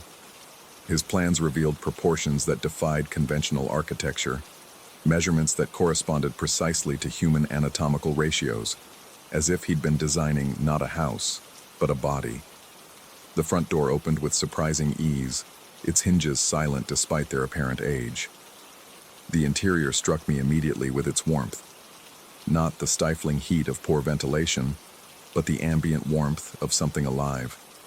The walls, covered in faded burgundy wallpaper, seemed to radiate heat that had nothing to do with sunlight or heating systems. I pressed my palm against the nearest wall and jerked it back. The surface was warm and slightly damp, with a texture that felt disturbingly organic beneath the decorative paper. My footsteps echoed strangely in the entrance hall, each sound seeming to resonate through the walls themselves, before returning as a faint rhythmic pulse. The floorboards creaked not with the random protests of old wood, but in a pattern that suggested something vast and patient, responding to my presence. I found myself walking more softly, though I couldn't explain why. The main hall stretched ahead like a throat, its walls curving inward with subtle irregularity. Gas fixtures lined the walls at intervals that followed no logical pattern, until I realized they corresponded to pulse points on the human body. The realization sent ice through my veins despite the oppressive warmth. Blackwood hadn't just incorporated anatomical proportions into his design, he'd created an architectural nervous system. I made my way toward what the blueprints identified as the library, hoping to find more of Blackwood's papers.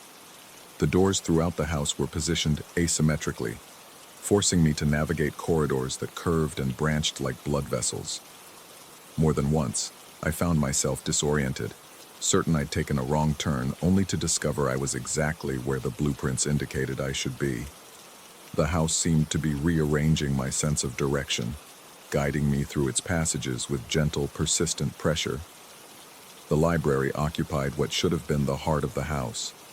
Here, the ceiling rose to impossible heights, creating a chamber that felt more like a thoracic cavity than a room. Books lined the walls from floor to ceiling, their leather spines cracked and faded. But it was the sound that made me pause, a low, rhythmic groaning that seemed to emanate from everywhere and nowhere. It took me several minutes to realize the sound was coming from the pipes hidden within the walls. and several minutes more to recognize the rhythm as distinctly cardiac. Behind a glass case, I found Blackwood's diary, its pages yellow and brittle but remarkably preserved. His handwriting grew increasingly erratic as the entries progressed, but his early notes were methodical and precise. He wrote of studying human anatomy, of measuring cadavers and mapping the precise proportions of organs to body mass. He'd become convinced that architecture was merely another form of anatomy, that buildings could be made to live if designed with sufficient understanding of biological principles. The middle entries detailed his experiments with building materials. He'd mixed human hair into the mortar, incorporated bone meal into the foundation, and sealed what he cryptically referred to as the essence within the walls during construction. His final entries descended into increasingly disturbing territory, describing rituals performed during the house's construction, ceremonies designed to awaken the sleeping giant he was creating. As I read, the groaning in the walls grew more pronounced. The rhythm was definitely cardiac now, impossible to ignore or rationalize away. I could feel it in my chest, a sympathetic resonance that made my own heartbeat quicken and sync with the house's pulse. The temperature seemed to rise with my growing anxiety, and I noticed the walls had begun to glisten with a thin sheen of moisture that caught the dim light like perspiration. The diary's final entry chilled me more than anything else I'd read. Blackwood claimed to have succeeded in his goal, to have created not just a living building, but a conscious one. He wrote of the house's growing awareness, of its ability to influence the emotions and perceptions of its inhabitants. He described feeling watched, feeling the building's attention like a physical weight. Most disturbing of all, he claimed the house had begun to communicate with him, not through words, but through subtle manipulations of temperature, sound, and sensation. I set the diary aside and became aware that the library had grown noticeably warmer. The moisture on the walls had increased, forming slow, viscous droplets that traced lazy paths down the wallpaper like tears or sweat. The cardiac rhythm in the pipes had accelerated, and I realized with growing alarm that it was matching my own elevated pulse. The house was responding to my emotional state, feeding off my fear and anxiety like some vast architectural parasite. Moving through the corridors felt different now that I understood what Blackwood had attempted. Every doorway seemed positioned to force me through specific movements, like blood cells navigating arteries. The asymmetrical layout began to make terrible sense. It was designed to create flow patterns, to guide inhabitants through predetermined paths like nutrients through a digestive system. I was being processed. The sensation of being watched intensified as I explored deeper into the house. Not watched by eyes, but by the building itself, its walls monitoring my movements, its floors sensing my weight and direction, its very atmosphere tasting my fear. The moisture on the walls had thickened into an unmistakably viscous substance that clung to my fingers when I accidentally brushed against it. It was warm and slightly alkaline, like diluted stomach acid. In what the blueprints labeled as the conservatory, I discovered the most disturbing feature yet. The room's walls were lined with what appeared to be ventilation grates, but the pattern of holes was too organic, too deliberately biological. They pulsed with the same rhythm as the pipes, and warm, humid air flowed through them in cycles that matched breathing patterns. The entire room expanded and contracted almost imperceptibly, its walls moving like ribs around massive lungs. I tried to convince myself that what I was experiencing could be explained rationally. Old houses settled in patterns that might seem rhythmic. Temperature fluctuations could create the illusion of breathing. The moisture could be condensation from poor ventilation. But these explanations felt increasingly hollow as the house's responses grew more pronounced and more clearly connected to my presence. The corridors began to feel tighter, as if the walls were slowly contracting around me. The warm, humid air grew thicker, more difficult to breathe. Each step seemed to generate a response from the building, a slight tremor in the walls, a change in air pressure, a subtle shift in the cardiac rhythm that filled the space like a heartbeat amplified through a stethoscope. By evening, I could no longer deny what was happening. The house was alive, not metaphorically but literally. Blackwood had succeeded in creating something that transcended normal architecture, something that existed in the liminal space between building and organism. It was aware of me, studying me, possibly even feeding off my presence in ways I couldn't begin to understand. The final test came when I tried to leave. The front door, which had opened so easily upon my arrival, now resisted my efforts. Not locked. There was no mechanism I could identify, but heavy and unresponsive, as if the house itself was reluctant to let me go. The doorknob was warm and slightly sticky under my palm, and I could swear I felt a pulse beneath the metal surface. When the door finally opened, it did so with what sounded disturbingly like a sigh. The evening air outside felt shockingly cold and thin after the oppressive warmth of the interior. I stumbled down the front steps, gasping like someone who'd been holding their breath underwater. Behind me, the house settled back into stillness, its windows once again dark and lifeless. But as I reached the gate, I turned back one final time. For just a moment, I could have sworn I saw something shift behind one of the upper windows. Not a person or a shadow, but a subtle movement like an eyelid slowly closing. The building seemed to sag slightly, as if disappointed by my departure. I've been staying in a hotel in town for 3 days now, but I can't stop thinking about the house. My sleep is disrupted by dreams of warm, pulsing corridors and walls that breathe. I find myself checking my pulse obsessively, convinced it's still synchronized with something vast and patient waiting on the hill. The rational part of my mind insists that what I experienced was a combination of suggestion, anxiety, and the power of an old building to play tricks on perception. But late at night, when I'm drifting between sleep and waking, I can still feel it. The house's awareness, its slow, patient breathing, its cardiac rhythm that seems to echo in my chest. Sometimes I catch myself breathing in sync with a rhythm that isn't there, or pressing my ear to the hotel room wall as if listening for some impossible heartbeat hidden within the plaster. I know I have to go back. The university expects a full report, and the documents I've gathered are only the beginning of what might be the most significant architectural discovery in decades. But more than that, I feel drawn back by something I can't quite name, a pull that feels less like curiosity and more like hunger. Not my hunger, but something else's. The house is waiting. I can feel it from here, patient and eternal, breathing slowly in the darkness.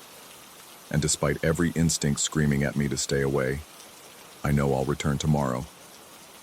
Because the most terrifying thing about Blackwood Manor isn't that it might be alive. It's that I'm no longer entirely certain where the house ends and I begin.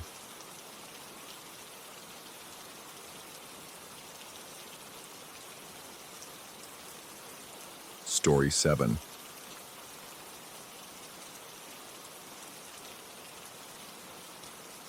The blueprints were wrong. I discovered this 3 weeks after we moved into the Victorian house on Maple Street, when I finally got around to measuring the second floor for the renovation Sarah had been planning. The hallway should have been 12 feet longer than it actually was.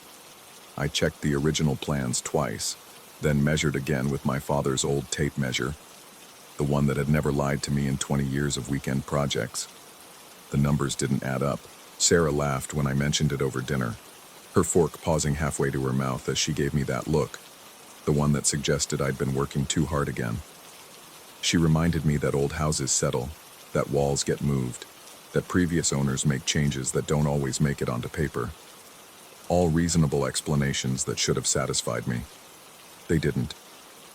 I found myself walking that hallway at odd hours, my bare feet silent on the hardwood floors, counting steps like a man possessed. From the staircase to the master bedroom, 43 steps. From the master bedroom to the guest room, 16 steps. From the guest room to the bathroom, 11 steps. From the bathroom back to the staircase, 18 steps. That left 2 steps unaccounted for. 2 steps that, according to the blueprints, should have led to a small room, perhaps a study or a nursery, tucked behind what was now simply an unbroken wall between the guest room and bathroom. The wall felt solid enough when I pressed my palms against it, searching for hollow spots or hidden seams. The paint was fresh, the wallpaper pattern continuous. Nothing suggested a concealed entrance. But the mathematics haunted me. It was Sarah who first noticed the temperature drop on Tuesday nights. She mentioned it casually while folding laundry, how she'd started wearing her thick robe to bed on Tuesdays because the upstairs felt different somehow. Not just cold, but expectant, like the house was holding its breath. I began paying closer attention to Tuesday nights, though I couldn't say why. The sensation started around 11:30, a subtle shift in the air pressure that made my ears pop. The house's usual settling sounds, the gentle creaks and sighs of old wood adjusting to temperature changes, would fade to an unnatural silence. Even the oak tree outside our bedroom window, which typically scratched against the gutters when the wind picked up, fell still. By 11:45, the hallway would smell different. Not unpleasant exactly, but wrong. Like old photograph albums and mothballs, with an underlying sweetness that reminded me of my grandmother's perfume, the kind she'd worn to church every Sunday until dementia took her memories, but left her smell lingering in empty rooms. The first time I saw the door, I thought I was dreaming. It was 12:03 a.m. on a Tuesday in November when I got up to use the bathroom and found the hallway changed. Where the unbroken wall between the guest room and bathroom had always stood, a door now waited. Not a modern door that might have been installed during some forgotten renovation, but something older, heavy dark wood with brass hinges that had developed a green patina. The doorknob was crystal, the kind that caught light and threw it back in prismatic fragments. I stood there for what felt like hours, my heart hammering against my ribs, staring at something that couldn't exist. The rational part of my mind cataloged all the ways this was impossible. I'd examined this wall dozens of times. I'd measured it. I'd pressed against it, searching for hidden panels. There had been no door, yet here it stood, as solid and real as everything else in the house. The doorknob was cold under my palm, so cold it almost burned. I turned it slowly, expecting resistance, expecting the whole illusion to dissolve. Instead, the door opened with a whisper of displaced air that carried scents of tobacco and lavender and something else. Something that made me think of Sunday afternoons in houses I'd never visited. The room beyond defied the laws of space and architecture. It stretched further than should have been possible, furnished with a curious mixture of pieces from different eras. A Victorian settee sat beside a mid-century modern coffee table. Heavy drapes framed windows that shouldn't exist. Windows that looked out onto a garden I'd never seen, where flowers bloomed in what appeared to be perpetual afternoon light, despite the November darkness outside our real windows. But it was the photographs that made my breath catch. They covered every surface, the mantelpiece, the end tables, even the top of an old radio that looked like it belonged in the 1940s.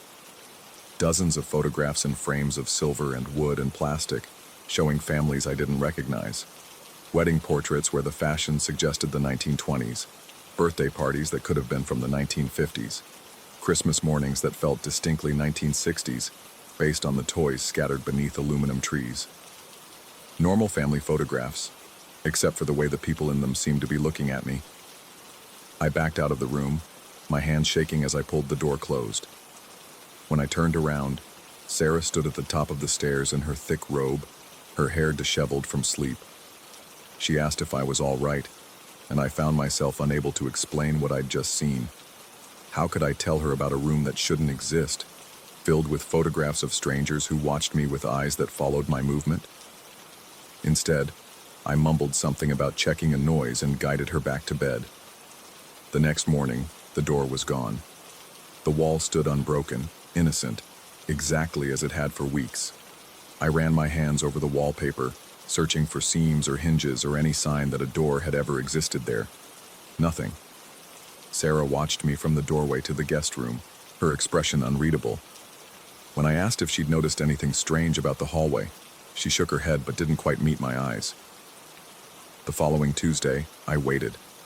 I positioned myself in the guest room with the door cracked open, giving me a clear view of the wall where the mysterious door had appeared. At 11:30 p.m., the temperature began to drop. At 11:45, that strange perfumed scent drifted through the hallway. At midnight exactly, the wall began to shift. It was like watching a time-lapse film of construction in reverse. The wallpaper seemed to peel away at the edges, revealing the dark wood underneath. The brass hinges materialized first, then the crystal doorknob, until finally the entire door stood complete, as solid and real as if it had always been there. This time, I forced myself to be methodical. I approached slowly, documenting every detail my eyes could capture. The wood grain in the door, the way the brass hinges reflected the hallway light, the weight of the crystal knob in my hand. Inside, the room had changed. The furniture was different, more angular, with the clean lines and bold colors I associated with the 1970s. Orange shag carpet covered the floor. A lava lamp bubbled on a teak side table. But the photographs remained, though their subjects had changed too. Now they showed families from that decade. Children with long hair and bell-bottom jeans, parents in earth tones and wide lapels. And again, all of them seemed to be looking at me. I moved closer to examine one photograph. A family gathered around a Christmas tree, the children's faces bright with excitement as they unwrapped presents. The father looked familiar somehow, though I couldn't place where I might have seen him. Then I noticed something that made my stomach lurch. In the background of the photograph, barely visible through a doorway, stood a figure I recognized. It was me. Not someone who looked like me, but actually me, wearing the same clothes I wore that Tuesday night, standing in what appeared to be the same hallway outside the mysterious room. The figure was partially obscured and blurry, as if captured accidentally at the edge of the frame, but unmistakably me. I dropped the photograph, hearing the glass crack against the orange carpet. When I looked down to assess the damage, I saw other photographs scattered on the floor, photographs that hadn't been there moments before. Photographs of families from different decades, all containing that same barely visible figure in the background. Me, always me, standing in doorways, reflected in mirrors, glimpsed through windows, present in family moments I had never experienced, in houses I had never visited, wearing clothes I had never owned. Some of the photographs appeared decades old, their edges yellowed and corners rounded from handling. Others looked more recent, their colors still bright and sharp. The rational part of my mind offered explanations. Trick photography, digital manipulation, elaborate hoaxes, but the photographs felt real in my hands. They smelled like the chemicals used in old darkrooms. They bore the subtle imperfections of analog photography, slightly off-center compositions, minor focus issues, the kind of human touches that digital manipulation rarely captured convincingly. I gathered the fallen photographs, my hands trembling as I studied each one. In a 1950s family picnic, I stood beside a barbecue grill, wearing clothes I'd never owned. In a 1960s birthday party, I appeared in a mirror behind the cake table. In a 1980s wedding reception, I was visible through a window, watching from outside. When I looked up from the photographs, the family in the Christmas picture had moved. The children were no longer focused on their presents. The parents had turned slightly in their chairs. All of them were looking directly at me now, their eyes following my movement as I stumbled backward toward the door. I ran. I bolted from the room and slammed the door behind me, pressing my back against it as if it might open on its own. My heart hammered so hard I could feel it in my throat. Sweat beaded on my forehead despite the cold that had settled over the hallway. When Sarah found me there 20 minutes later, I was still pressed against the door, clutching the photographs like evidence of a crime I couldn't name. She helped me to our bedroom, her hands gentle but firm, and listened as I tried to explain what I'd experienced. Her silence was more unsettling than any argument would have been. The following Tuesday, Sarah was waiting for me. I found her standing in the hallway at 11:58 p.m., still in her work clothes despite the late hour. She held a digital camera in one hand and a flashlight in the other, her expression determined in a way that reminded me why I'd fallen in love with her practical nature. She intended to document whatever happened next. We watched together as the door materialized, and I saw my own disbelief reflected in her widening eyes. The smell of old photographs and mothballs drifted around us as the crystal doorknob caught the hallway light and scattered it in prismatic fragments across the walls. This time, the room showed us the 1980s. Neon colors and geometric patterns dominated the space. A boombox sat on a glass coffee table beside a Rubik's Cube and a stack of vinyl records. The photographs covering every surface showed families in shoulder-padded clothing and oversized glasses, their hair teased into gravity-defying configurations. Sarah methodically documented everything with her camera, the flash illuminating corners and details I might have missed. She photographed the furniture, the decorations, the windows that looked out onto that impossible garden. But when she turned her attention to the family photographs scattered throughout the room, her steady composure cracked. In every single photograph, there I was. Not just in one or two, but in all of them. Sometimes clearly visible, sometimes barely a shadow at the edge of the frame, but always present. Sarah zoomed in on several images with her camera's digital display, confirming what I'd seen the previous week. The me in these photographs looked exactly like the me standing in the room. Same face, same height, same build. But the clothes were different, appropriate to each decade represented. In the 1950s photographs, I wore suspenders and a thin tie. In the 1960s images, I appeared in narrow lapels and pocket squares. In the 1970s pictures, I sported wide collars and earth tones. As if I had lived through all these decades. As if I had been present for all these family moments. As if I belonged in these photographs of people I had never met. Sarah and I spent 3 hours in that room documenting everything we could find. We discovered a pattern. Each Tuesday night, the room represented a different decade, cycling through the 20th century in reverse chronological order. The 1980s this week, the 1970s the week before, the 1960s before that. But more disturbing than the room's temporal nature was the consistency of my appearance in the photographs. Sarah found images dating back to what appeared to be the 1920s, all containing that same figure that was unmistakably me, wearing period-appropriate clothing, present at family gatherings I could never have attended. When dawn approached, we made a decision that would haunt me for weeks to come. We decided to stay. Sarah wanted to document what happened when morning came, and I found myself agreeing despite every instinct screaming at me to leave.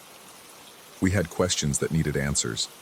How could photographs from decades before my birth contain my image?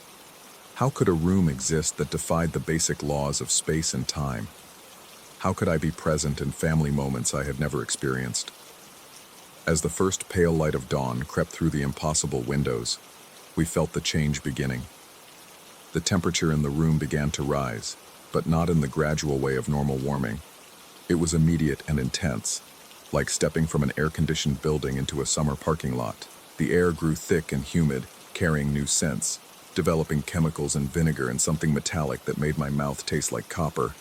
The photographs began to move. Not dramatically, not like some carnival funhouse trick, but subtly. Facial expressions shifted. Eyes that had been looking to the left now gazed to the right. Hands that had been raised in greeting now rested at sides. People who had been seated now stood. And in every photograph, the figure that was me began to move closer to the center of the frame. I watched myself step forward in a dozen different family portraits, moving from the shadows at the edges into the bright center of each scene. In some photographs, my figure developed color and clarity, becoming less like a mysterious presence and more like an integral part of each family gathering. Sarah's camera captured everything, though the flash seemed to affect the room strangely, causing the moving figures in the photographs to pause momentarily before resuming their migrations. She was methodical even in her obvious terror, documenting each change as if building a case for something she couldn't yet name. When the morning sun finally crested the horizon outside the real windows of our house, the room began to dissolve around us. Not all at once, but gradually, like a photograph developing in reverse. The furniture faded first, becoming translucent and then transparent before disappearing entirely. The walls began to recede, revealing the familiar boundaries of our hallway. The impossible windows showing that eternal garden grew smaller and dimmer until they vanished completely. But we were still inside the room as it disappeared. Sarah and I found ourselves standing in what should have been solid wall space, watching the last vestiges of that impossible place fade around us. For a moment that lasted forever, we existed in the space between real and unreal, between what was and what couldn't be. Then the wall reappeared, and we were standing in our hallway, solid and normal and completely impossible. Sarah's camera was gone, The photographs we'd gathered were gone. The only evidence of our 3 hours in that temporal room was the memory itself, and a lingering scent of mothballs and old perfume that clung to our clothes. But that afternoon, Sarah found something that changed everything. She discovered a box in the basement while looking for Christmas decorations, tucked behind the furnace in a space we'd never explored. Inside were hundreds of photographs spanning decades, all showing the same families we'd seen in the Tuesday room. Wedding portraits, birthday parties, Christmas mornings, summer vacations, all featuring people we didn't recognize but somehow felt we knew. And in every single photograph, there I was. Not the me of today, but versions of me dressed appropriately for each era, appearing in family moments I couldn't remember experiencing. The me in the 1950s photographs looked younger somehow, with smoother skin and brighter eyes. The me in the 1930s images appeared younger still, almost like a teenager despite my adult height and build. As if I had been aging backward through the decades. As if I had been living these Tuesday nights for much longer than I could remember. Sarah spread the photographs across our kitchen table, organizing them chronologically. The pattern became undeniable. I appeared in family photographs spanning nearly a century, growing younger in each decade as we moved backward through time. The most recent photographs, those from the 1980s and 1990s, showed me as I appeared today. But the oldest photographs, dating to what appeared to be the 1910s, showed me as a child, barely recognizable, but unmistakably the same person, which was impossible. I was born in 1979. I had birth certificates and school records and childhood memories that proved my existence in the normal timeline. Yet here was photographic evidence suggesting I had lived through nearly a century of Tuesday nights, aging backward through time, present at family gatherings of people I had never met. Sarah asked if I remembered any of these moments, and I told her the truth. I remembered none of them. But even as I spoke, I felt something stirring at the edges of my consciousness. Not quite memories, but impressions. The taste of birthday cake that was too sweet. The smell of pine needles from Christmas trees that somehow felt familiar. The sound of children laughing in ways that echoed with recognition I couldn't explain. As the weeks passed, I found myself looking forward to Tuesday nights with an anticipation that frightened me. Sarah began to notice changes in my behavior on those days. How I would grow restless and distracted. How I would find excuses to walk the hallway. How I would stand before that innocent wall as if waiting for something. She suggested we leave the house, take a vacation, stay in a hotel on Tuesday nights to break whatever cycle we'd stumbled into.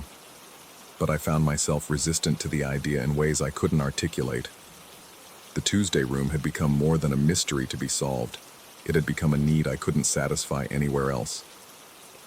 3 weeks ago, I stopped leaving the room before dawn. Sarah pleaded with me to come back to bed as the morning approached, but I couldn't make myself walk through that doorway. I needed to understand what happened to the people who stayed, who allowed themselves to be absorbed into whatever temporal paradox the room represented. The answer came as the walls began to fade around me. I felt myself becoming part of the room's collection, my image appearing in fresh photographs even as I stood there watching. But instead of displacing my present existence, I found myself living parallel lives, experiencing the Tuesday nights of multiple decades simultaneously. I remembered being at all those family gatherings now, Christmas mornings with the Hendersons in 1954, birthday parties with the Kowalskis in 1967, wedding receptions with the Garcias in 1973. I had been there for all of them, aging backward through time, collecting decades of memories that felt both foreign and intimately familiar. But I also remained in the present, returning to my normal life each Wednesday morning, carrying the weight of all those parallel experiences. Sarah could see the change in me, how I would reference people and events I had never encountered in our shared timeline, how I would sometimes call her by names of women I had never mentioned meeting. I was becoming unstuck in time, living multiple lives across multiple decades, collecting memories that belonged to all of them and none of them. And now, as I write this account on a Wednesday morning in November, I realize the most terrifying truth of all. I can no longer remember which life is real. The memories of our courtship and marriage feel no more or less authentic than my memories of the Hendersons' Christmas mornings, or the Kowalskis' birthday parties. Sarah found me writing this morning, though she claims I was asleep in bed beside her all night. She insists there was no Tuesday room, no photographs, no temporal paradox. She shows me the unbroken wall in our hallway and asks me to explain how I could have imagined such elaborate impossibilities. But I know what I've experienced. I know what I've seen. I know who I've been across all those decades of Tuesday nights. The only question now is whether Sarah is trying to help me maintain my sanity, or whether she's been living her own version of this temporal displacement, forgetting each Wednesday morning what we discover each Tuesday night. Because yesterday, while looking through that box of photographs we found in the basement, the box she now claims never existed, I found something that changed my understanding of everything. A photograph of our wedding day, showing Sarah and me in clothes we never wore, in a church we never visited, surrounded by people we never invited. But unmistakably us, unmistakably happy, unmistakably married, in a ceremony I cannot remember attending. The date on the back of the photograph is from 1962. 17 years before I was born. 19 years before Sarah was born. But there we are, young and smiling, and impossibly present in a decade that should have passed before our parents were even born. Tonight is Tuesday. Sarah says she's going to stay up with me again, to document whatever I think I'm experiencing, to help me understand the difference between reality and whatever elaborate fantasy my mind has constructed. She holds my hand and promises we'll face this together, that we'll find answers to questions that may not have rational solutions. But I know now that Sarah has been with me through all of this, not just the recent Tuesday nights, but all of them, stretching back through decades of temporal displacement. In some of the photographs she appears as herself. In others, she's someone else entirely. Different names, different faces, but unmistakably the same soul wearing different forms across different eras. We have been living these parallel lives together, collecting memories from decades we never experienced, aging backward through time, becoming unstuck from the linear progression that everyone else takes for granted. The only question remaining is whether this is the reality where we belong, or just another Tuesday night in a sequence that spans a century of possibilities. In 12 hours, I'll have my answer. Or I'll forget the question entirely, waking Wednesday morning with nothing but the lingering scent of mothballs and old perfume to remind me that some mysteries are better left unsolved. The mathematics still don't add up, and I'm beginning to suspect they never will. Story 8. The key turned with a resistance that suggested decades of disuse. Metal grinding against metal, in a sound that set my teeth on edge. Uncle Mortimer's house exhaled stale air when I finally pushed open the front door, carrying with it the scent of old wood, dust, and something else. Something medicinal and sharp that made my sinuses burn. I'd expected the clutter. Mortimer had always been a collector, filling his antique shop with curiosities that most people would consider junk. What I hadn't expected was the systematic organization of his obsession. The living room had been converted into a laboratory of sorts, every surface covered with glass vials arranged in perfect rows. Hundreds of them, maybe thousands, each one sealed with wax and cork, each bearing a small white label written in Mortimer's precise handwriting. The first label I examined read, Eleanor Hutchins, March 15th, 1987, 3:47 a.m. The vial contained what appeared to be nothing more than air, though a faint film of condensation clung to the inner walls. I picked up another, Samuel Torres, June 2nd, 1992, 11:23 p.m. Then another, Margaret Woolsey, October 8th, 1985, 6:15 a.m. A chill that had nothing to do with the house's temperature crept up my spine. The dates spanned decades, the times recorded with obsessive precision. I remembered Mortimer's letters during his final years, increasingly erratic missives about his research, and his growing conviction that he had discovered something profound about the nature of human existence. I dismissed them as the ramblings of an aging mind, but standing in that room surrounded by his collection, I began to understand the depth of his delusion. The basement held his notes, boxes of journals, newspaper clippings, hospital records, and obituaries. all meticulously cross-referenced with the vials upstairs. Mortimer's theory, laid out in pages of cramped handwriting, was both simple and disturbing. The last breath contained the essence of the soul, and if captured at the precise moment of departure, that essence could be preserved indefinitely. He had haunted hospitals, nursing homes, and hospices for 40 years, convincing himself that he was performing a sacred duty. The more I read, the more my stomach churned. The man I'd known as eccentric but harmless had been systematically violating the dying moments of strangers, believing he was saving their souls in glass containers. I should have left then. Should have called someone, the authorities, a mental health facility, anyone who could deal with the aftermath of Mortimer's madness. Instead, I found myself drawn back to the living room, studying the vials with a mixture of disgust and morbid fascination. That's when I knocked over the first one. It happened as I was trying to clear a path through the maze of shelving. My elbow caught the edge of a small table, sending a single vial tumbling to the hardwood floor. The glass shattered with a sound that seemed unnaturally loud in the silent house, releasing what should have been nothing more than stale air. The temperature in the room dropped 10 degrees in an instant. My breath came out in visible puffs, and the hair on my arm stood up as if charged with static electricity. For a moment, just a moment, I could have sworn I heard something. A whisper, almost too faint to register, speaking words I couldn't quite understand. Then the sensation passed, leaving me standing among the shards of broken glass, feeling foolish and unsettled. I swept up the pieces, reading the label one last time before throwing it away.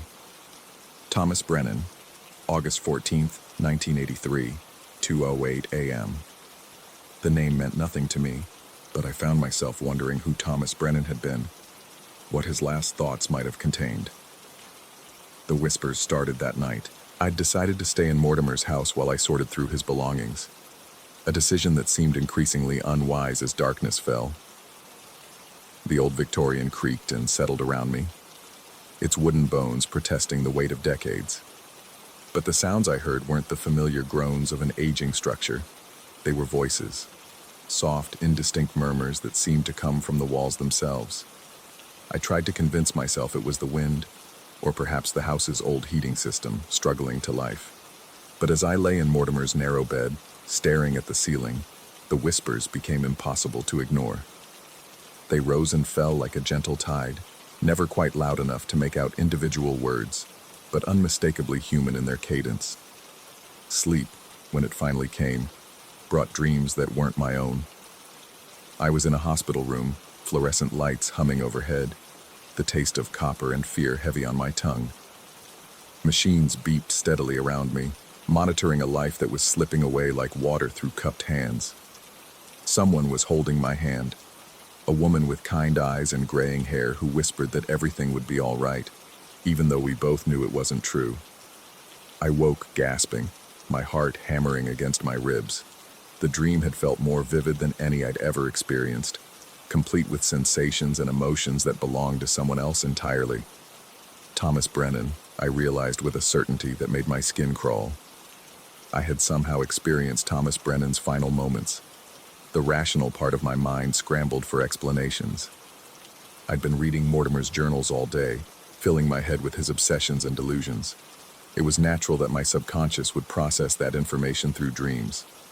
The broken vial meant nothing, just a coincidence that had triggered my imagination. But the explanations felt hollow, especially when I found the photograph. It was tucked into one of Mortimer's journals, a newspaper clipping from 1983. The headline read, "Local teacher passes after battle with cancer," and beneath it was a picture of a man in his 50s with gentle eyes and a tired smile. Thomas Brennan, the face from my dream, identical in every detail down to the small scar on his left temple. I had never seen that photograph before, had never heard of Thomas Brennan until I read his name on the broken vial. Yet I had dreamed his face, his memories, his final moments with perfect clarity. My hands shook as I set the clipping aside and returned to examining the vials. Each one now seemed less like the product of a madman's delusion and more like something far more disturbing. If Mortimer had somehow been right, If these glass containers really did hold the essence of the departed, then what had I unleashed when I broke that first one? The answer came sooner than I wanted. Over the following days, more accidents occurred. A vial would slip from my grasp, or I'd misjudge the stability of a shelf, sending glass containers tumbling to their destruction. Each breaking released another voice into the house, another set of memories that would visit me in dreams. I experienced the lives of strangers, their loves and losses, their fears and regrets, their final moments of confusion or acceptance. Eleanor Hutchins had been a seamstress who worried about her cats. Samuel Torres had been a construction worker who never got to see his grandson born. Margaret Woolsey had been a librarian who died clutching a book of poetry. Their stories filled my sleeping hours, blurring the lines between my consciousness and theirs. During the day, the whispers grew stronger. I would catch fragments of conversation, snippets of memories spoken in voices that belonged to the dead. They weren't malevolent. If anything, they seemed lost, confused by their sudden freedom from glass prisons. But their presence pressed against my sanity like a weight I couldn't lift. I began to question everything. Was I really hearing voices, or was the isolation and stress of dealing with Mortimer's madness taking its toll on my mind? The dreams could be explained by the photographs and documents I'd found, my brain constructing false memories from fragments of information. The temperature drops could be drafts in an old house. The whispers could be auditory hallucinations brought on by guilt and exhaustion. But the explanations felt increasingly inadequate as the phenomena intensified. Objects would move when I wasn't looking. Shadows would shift in my peripheral vision. The house itself seemed to pulse with an energy that had nothing to do with electricity or gas. On the fourth day, I found the vial with my name on it. It was sitting alone on Mortimer's desk, separated from the others as if it held special significance. The label was written in the same precise handwriting, but the ink looked fresher, newer than the others. David Hartwell, June 28, 2025, 11:47 p.m. 3 days from now. My legs gave out, sending me crashing into Mortimer's chair.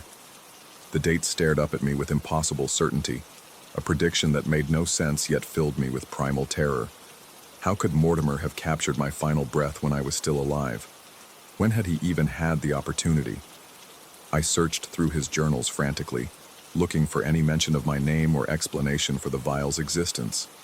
What I found was worse than I'd imagined. Pages and pages of notes about me, observations spanning years, details about my habits, my health, my family history. Mortimer had been watching me, studying me, preparing for something I couldn't comprehend. The final entry, dated just a week before his death, contained only a single line. The collection must be preserved. David will understand when the time comes. I hurled the journal across the room, watching it slam against the wall and scatter pages across the floor. This was insanity. Mortimer had been a sick old man with a grotesque obsession, nothing more. The vials contained air, not souls. The whispers were products of my overstressed mind. The dreams were coincidences, explained by subconscious processing of information I'd absorbed while reading his research. But even as I tried to rationalize what was happening, I could feel their presence growing stronger. The freed souls, or whatever they were, pressed closer, their whispers becoming more insistent. They seemed drawn to me, perhaps recognizing something in my living breath that resonated with their captured essence. I grabbed the vial with my name and held it up to the light. The glass was clear, the contents apparently empty, but something about it made my skin crawl. If I smashed it, would I experience my own death? Would I see my future, laid out in all its grim certainty? The thought was too terrifying to contemplate, yet I couldn't put the vial down. The date pulsed in my vision. June 28th, 2025. 3 days. 3 days until whatever Mortimer had foreseen would come to pass. I set the vial carefully back on the desk and backed away, my heart pounding so hard I could feel it in my throat. The whispers seemed to anticipate something, rising in volume and urgency. The house itself held its breath, waiting for a revelation I wasn't sure I wanted to understand.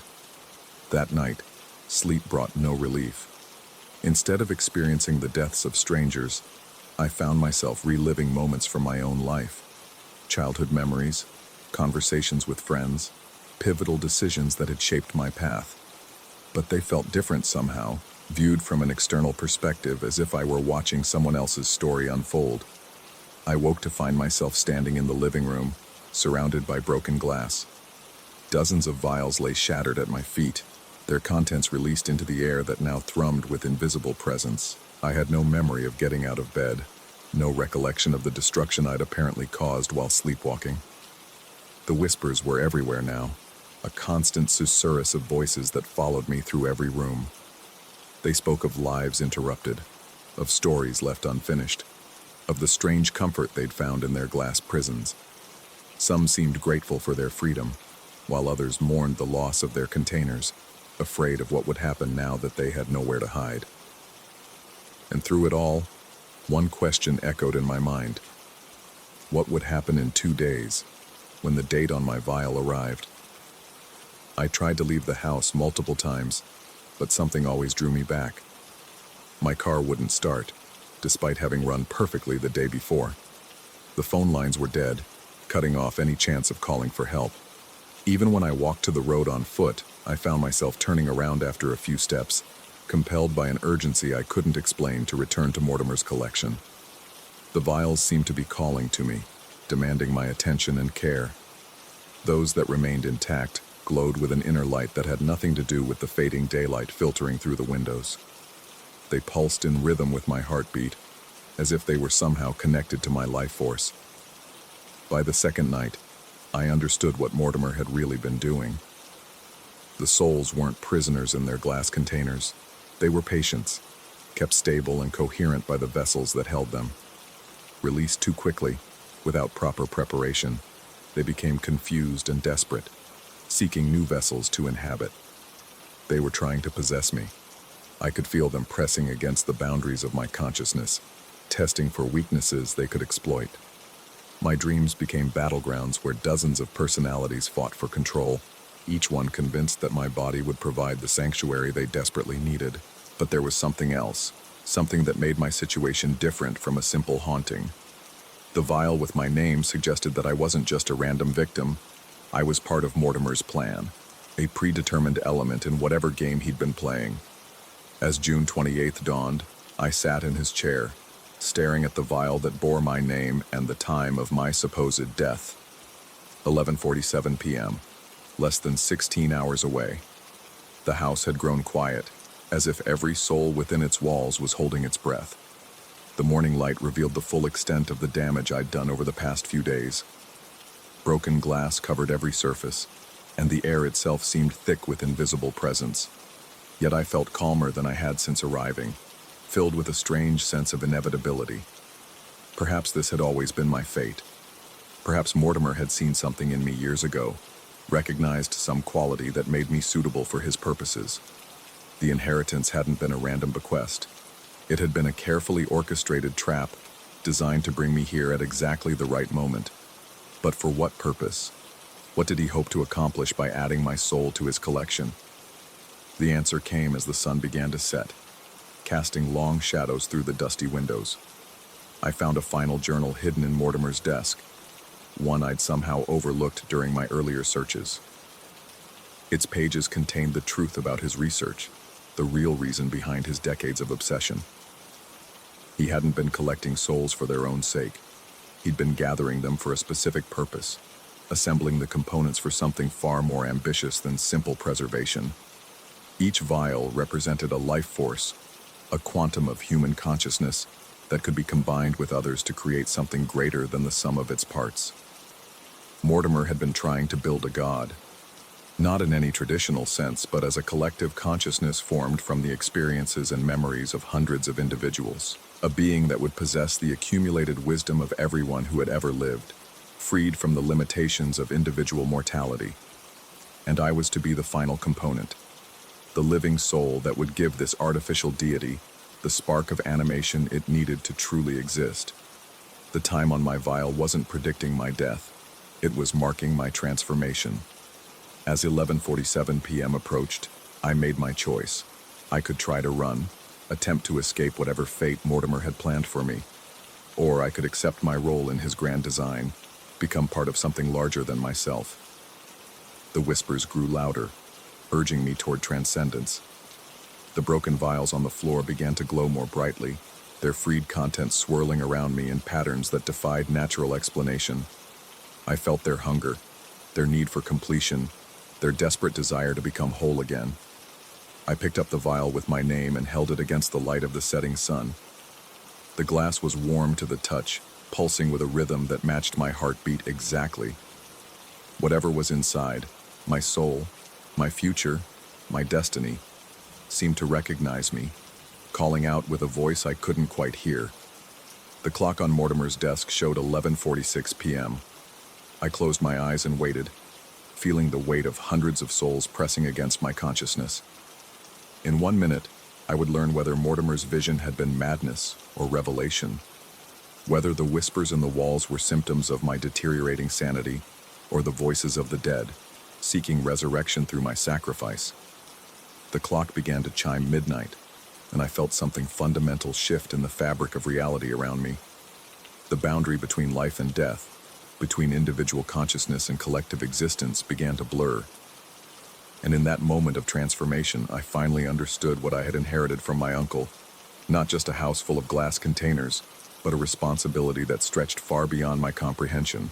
The vial in my hands grew warm, then hot, then blazing with an intensity that should have burned my flesh. But instead of pain, I felt only a profound sense of completion, as if I had finally found the purpose that had been missing from my life. Whether what happened next was real, or the final hallucination of a mind pushed beyond its limits, I cannot say. But as the clock finished chiming, and silence fell over the house once more, I knew with absolute certainty that David Hartwell, the man who had inherited his uncle's madness, would never leave that room again. What emerged in his place was something entirely new, something that carried within itself the memories and experiences of everyone who had ever drawn their last breath in the presence of Mortimer's collection. The vials no longer glowed in the darkness, their contents finally free to join the greater consciousness that now inhabited the house on Elm Street. And somewhere in that vast collective mind, a small part that had once been David Hartwell wondered if anyone would ever discover the truth about what Mortimer had really achieved, or if they would simply dismiss it all as the delusions of a madman, never understanding that some obsessions are too powerful to die with their creators.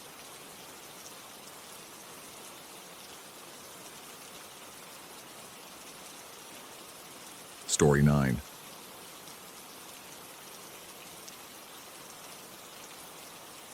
The moving truck pulled away, leaving tire tracks in the frost-covered driveway, and me standing alone before my half of the duplex.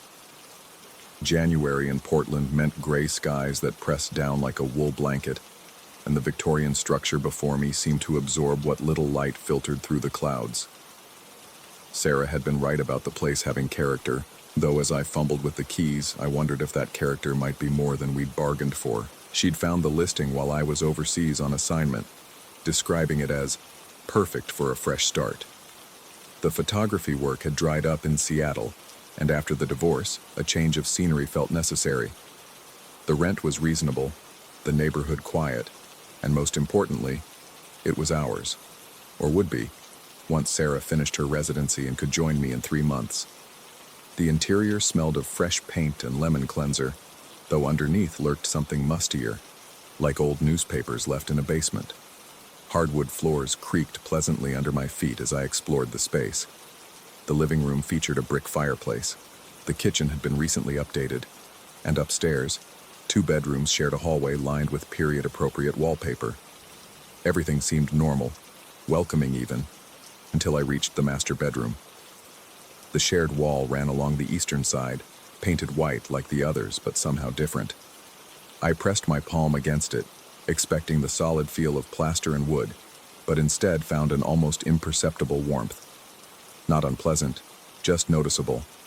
The realtor had mentioned the building's age, constructed in 1923, and older houses often had quirky heating issues.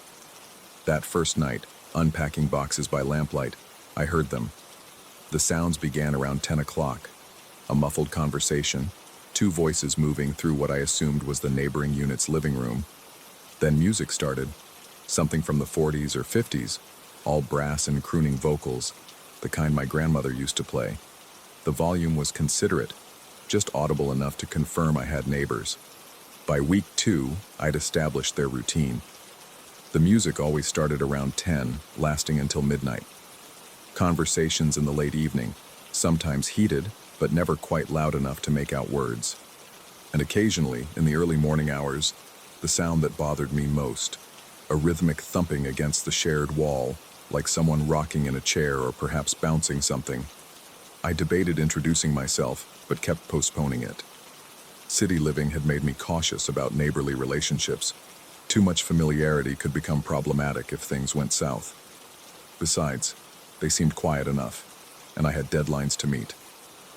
The photography project I'd taken on involved documenting Portland's historic neighborhoods, which meant long days walking streets and early mornings catching the right light.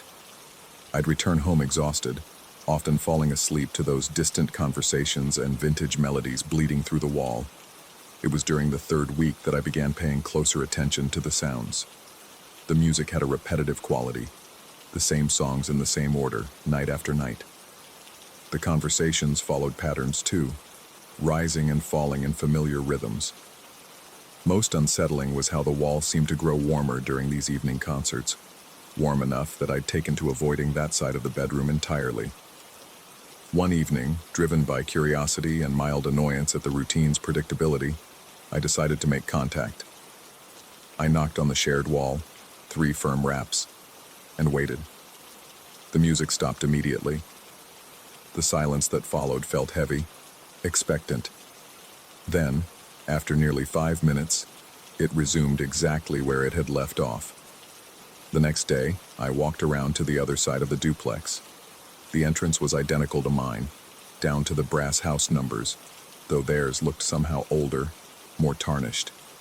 I knocked and waited, knocked again. No answer. Peering through the front window revealed darkness beyond sheer curtains. "You won't find anyone there," a voice said behind me. I turned to find a woman in her 60s watching from the sidewalk, a small dog tugging at its leash. She introduced herself as Mrs. Chen from across the street and explained she'd been living in the neighborhood for 20 years. "That side's been empty since I moved here," she said, studying my face carefully. "Owners had trouble renting it out. Something about the history." When I described the nightly sounds, the music, the conversations, the rhythmic thumping, her expression shifted from polite interest to something approaching concern. She asked detailed questions. What kind of music? What time did it start? Had I heard other sounds, perhaps during the day? "You should talk to Mrs. Kowalski," she finally suggested, pointing to a house 2 blocks down. "She owns both sides. Been trying to rent that unit for years." Mrs. Kowalski was a small Polish woman who invited me into her kitchen and served coffee strong enough to wake the dead. When I explained my situation, describing my neighbor's evening routine, her face went pale. "You hear music from the 40s?" she asked, her accent thick with worry. "Conversation, 2 people, and the rocking?" I nodded, and she excused herself, returning with a yellowed photo album. The pictures she showed me were from the 1980s. A young couple standing in front of the duplex's other side, the man in his 30s with a neat mustache, the woman pregnant and smiling. Their living room was visible through an open door behind them, featuring a rocking chair near what would be the shared wall. "The Hendersons," Mrs. Kowalski explained. "They lived there from 1985 to 1987. Nice people. He was a mechanic. She was expecting their first. They loved old music, had quite a collection of records." She flipped through more photos, showing me the couple at various stages. Him working on a car in the driveway, her in the garden, both of them painting what appeared to be a nursery.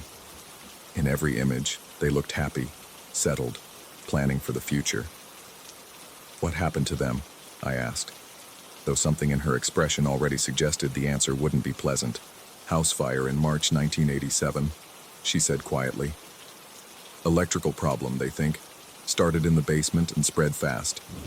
They got out, but the damage was extensive. Had to gut the whole side.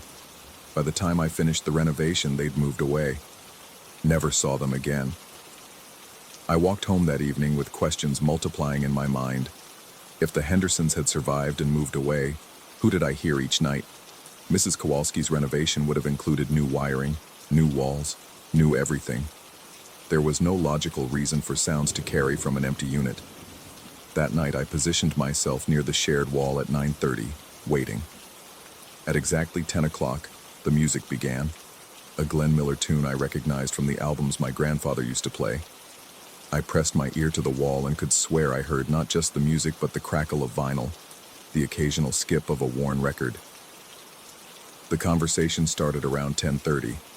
Two voices, one deeper than the other, moving through what sounded like domestic routine. I caught fragments. Something about work, about preparations, about expectations for the future. The woman's voice carried a particular warmth, the kind reserved for intimate moments between partners. Then came the sound I'd been dreading, rhythmic creaking from what could only be a rocking chair, positioned directly against the shared wall. The motion continued for nearly an hour, sometimes fast, sometimes slow, occasionally stopping before resuming with renewed vigor. I placed my palm flat against the wall and jerked it back immediately. The surface was hot enough to be uncomfortable, as if a furnace were running just on the other side. But Mrs. Kowalski had said the unit was empty, unheated, hadn't been occupied in years. Sleep became elusive. I'd lie in bed listening to the sounds, feeling the wall's unnatural warmth, trying to rationalize what couldn't be rationalized. Perhaps old buildings held acoustical memories, sound waves trapped in wood and plaster. Perhaps my own stress was manifesting in auditory hallucinations. Perhaps the isolation of living alone was affecting my perception. But the heat was real. I'd measured it with a kitchen thermometer, 78 degrees when the rest of the wall read 62. I'd checked for heating vents, for pipes, for any mechanical explanation. Nothing. The sounds began changing in the fourth week. The music grew louder, more insistent. The conversations became animated, sometimes urgent. The rocking chair's rhythm turned erratic, desperate. And underneath it all, a new sound emerged, a repetitive scratching, like fingernails against wood. I called Mrs. Kowalski and asked if I could see inside the other unit. She agreed reluctantly, warning me that the space hadn't been properly maintained and might not be safe to enter. We met the next morning, and she unlocked the door with obvious reluctance. The interior was nothing like mine. Where my side felt warm and lived in, this felt abandoned, forgotten. Dust covered every surface, and the air held that particular staleness of closed spaces. But the layout was identical. Living room, kitchen, stairs leading to two bedrooms. In the living room, positioned exactly where the sound suggested, sat a rocking chair. The wood was old, darkened with age, the cushions faded and worn. I approached it carefully, noting the way it faced the shared wall, the shallow groove worn into the floor from decades of rocking motion. That was theirs, Mrs. Kowalski said softly. The Hendersons. I couldn't bring myself to throw it away after the fire. Seemed wrong somehow. I touched the chair's arm and felt the same unnatural warmth I'd been experiencing through the wall. The wood was hot, as if someone had been sitting there moments before. Mrs. Kowalski noticed my reaction and backed toward the door. "We should leave," she said, her voice tight with something approaching fear. But I was studying the wall now, the shared barrier between my bedroom and this empty space. The paint was newer than the rest of the room, obviously applied during the post-fire renovation. Yet along the baseboard, I could see darker patches, stains that had bled through multiple coats of primer. "Mrs. Kowalski," I said, not turning from the wall. "You said they got out safely. The Hendersons. You said they moved away." The silence stretched long enough that I finally turned to look at her. Her face had gone white, and she was gripping the doorframe with both hands. "I lied," she whispered. "I'm sorry. I thought if I told the truth you'd move out, and I need the rental income. But I can't keep doing this to people." The room seemed to grow colder as she continued, though the wall against my back still radiated that impossible heat. They didn't get out. The fire moved too fast, trapped them upstairs. She was 8 months pregnant. They found them in the bedroom, right there where you sleep. He was holding her, protecting her from the smoke and flames. The baby died with them. I stared at her, processing the implications. If the Hendersons had died in 1987, what did that make the sounds I'd been hearing for weeks? What did that make the conversations, the music, the rocking chair that seemed to move by itself in this empty room? The other tenants, Mrs. Kowalski said, tears streaming down her face. They all heard them too. The music, the conversations, the rocking. And they all described the same thing you told me. The exact routine, the same songs, the same warmth in the wall. How could you know about their music collection? How could you know about the rocking chair? You described their evening routine perfectly, down to the times. I turned back to the wall, placing both palms against its surface. The heat was intense now, almost burning. Through the plaster I could feel vibrations. Not sound, but actual movement, as if someone were pressing back from the other side. I see them sometimes, Mrs. Kowalski continued, her voice barely audible. Late at night when I drive past, shadows in the windows, the glow of lamplight from inside. I tell myself it's imagination, but the electric company confirms it. No power has been connected to this unit in over a decade. The wall under my hands pulsed with warmth, and for a moment I could swear I felt the rhythm of a heartbeat. Or perhaps two heartbeats, synchronized, eternal, trapped in the space between what was and what is. I pulled my hands away and back toward the door, where Mrs. Kowalski waited with obvious relief. As we prepared to leave, I took one last look around the room. The rocking chair sat motionless, but I could see the indentation in its cushion, as if someone had just stood up. And in the growing shadows of late afternoon, the air near the shared wall seemed to shimmer with warmth and possibility. That night, I lay in bed listening to the familiar sounds, the music, the conversation, the rhythmic rocking that would continue until dawn. But now I understood what I was hearing. Not echoes or hallucinations, but the preserved moments of two people who had loved each other, planned a future together, and never had the chance to see it through. The wall grew warm against my back, and I closed my eyes, letting their evening routine wash over me. Somewhere in the space between sleep and waking, I began to wonder, if I could hear them so clearly, could they hear me too? And if they could, what did they make of this stranger who'd moved into their mirror image life, sleeping where they had slept, living where they had died? I never found answers to those questions, but I stopped looking for logical explanations and started accepting the gift they'd given me, the knowledge that love could transcend the boundaries between life and whatever comes after, that some bonds are strong enough to warm walls and play eternal music in empty rooms. 3 months later, when Sarah finally joined me, she noticed the sounds immediately. But by then, I'd learned to think of them not as haunting, but as company. The Hendersons had found a way to continue their evening routine, their quiet domesticity, their preparations for a future that would never arrive but somehow persisted anyway. And on the coldest nights, when the heating bill was too high and the radiators couldn't quite push back the Portland chill, I'd press my hand to that shared wall and feel grateful for the warmth they provided. Two souls keeping each other company across the veil, proving that some things are stronger than fire, stronger than time, stronger than the final darkness that claims us all.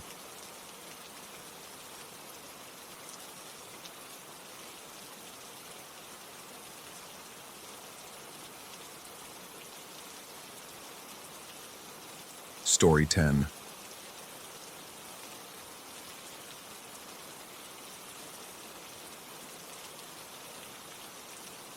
The keys felt heavier than they should have in my palm, their brass surface already warm from nervous handling. Mrs. Chen had pressed them into my hand with a smile that didn't quite reach her eyes, muttering something about the previous tenant leaving suddenly. The hallway of what had once been Chen's boarding house stretched before me, wallpaper curling at the seams like dried skin, releasing the musty perfume of decades. Room 3B, third floor, she'd said, though the brass numbers on the doors seemed to follow no logical sequence. I passed 7A, then 2C, then something that looked like 15, but might have been 1S in the dim light filtering through grimy windows. The floorboards announced each step with a groan that seemed to echo longer than it should, as if the sound were traveling through more space than the narrow corridor contained. When I finally found my door, the key turned with surprising ease, and I stepped into what would become my obsession. The room was larger than expected. Not luxurious, but spacious enough that the rent Mrs. Chen quoted seemed almost reasonable. Late afternoon sunlight slanted through windows that faced west, casting everything in amber, but it was the doors that caught my attention. 3 of them, in addition to the entrance. One led to what appeared to be a closet, another to a bathroom, and the third... I tried the third door. It opened onto a different bathroom entirely. Larger, with vintage fixtures and hexagonal tile that definitely hadn't been there when I'd glanced through the second door moments before. My first thought was that I'd miscounted the doors. Old buildings often had strange layouts, rooms carved up and reconfigured over decades of use. I closed the door and tried again, making sure I was turning the same brass handle. The larger bathroom materialized again, complete with a clawfoot tub that gleamed despite a thin film of dust. I stood there for several minutes, hands still on the doorknob, feeling the kind of dizziness that comes with staring too long at optical illusions. The rational part of my mind began crafting explanations. Maybe the door led to a shared bathroom. Maybe I'd opened the wrong door entirely. But my fingers knew the truth of the handle they'd grasped twice now, and my feet hadn't moved from their position beside my unopened suitcase. That first week, I told myself I was imagining things. The stress of moving, of starting over in a new city, of living alone for the first time in years, all perfectly reasonable causes for minor spatial confusion. I arranged my few belongings with deliberate care, establishing routines that would anchor me to reality. Coffee at 7 a.m., shower at 7:30, check email at 8. Normal things in normal sequence, but the doors wouldn't cooperate with normal. The closet, when opened with my left hand, contained a narrow space barely wide enough for a few shirts. Opened with my right hand, it stretched back into shadows that my phone's flashlight couldn't quite penetrate, filled with clothing that definitely wasn't mine. Suits from decades past, dresses with shoulder pads, shoes with pointed toes and strange clasps. I began keeping notes, as if documentation might impose order on chaos. Left hand, small closet. Right hand, deep closet with vintage clothes. Morning, bathroom with modern fixtures. Evening, bathroom with clawfoot tub. The patterns shifted, evolved, defied every system I tried to impose. By the second week, I'd filled a notebook with maps and diagrams that looked like the work of someone losing his mind. Room 3B had become a nexus, a point where space folded in on itself in ways that made my eyes water when I tried to visualize it. The rational voice in my head grew quieter each day, drowned out by the compulsive need to understand, to map every possible combination. The breakthrough came on a Tuesday evening when I tried opening the main door to the hallway with both hands simultaneously, an awkward maneuver that required positioning myself at an angle and pulling with all 10 fingers wrapped around the handle. The hallway that materialized wasn't the one I'd walked through for 2 weeks. This one stretched both directions into darkness that seemed absolute, punctuated only by doors bearing numbers I couldn't quite read. The carpet beneath my feet felt different, thicker, somehow older. The air carried the scent of something floral and cloying, like funeral flowers. I let the door close and stood with my back against it, notebook pressed to my chest like a shield.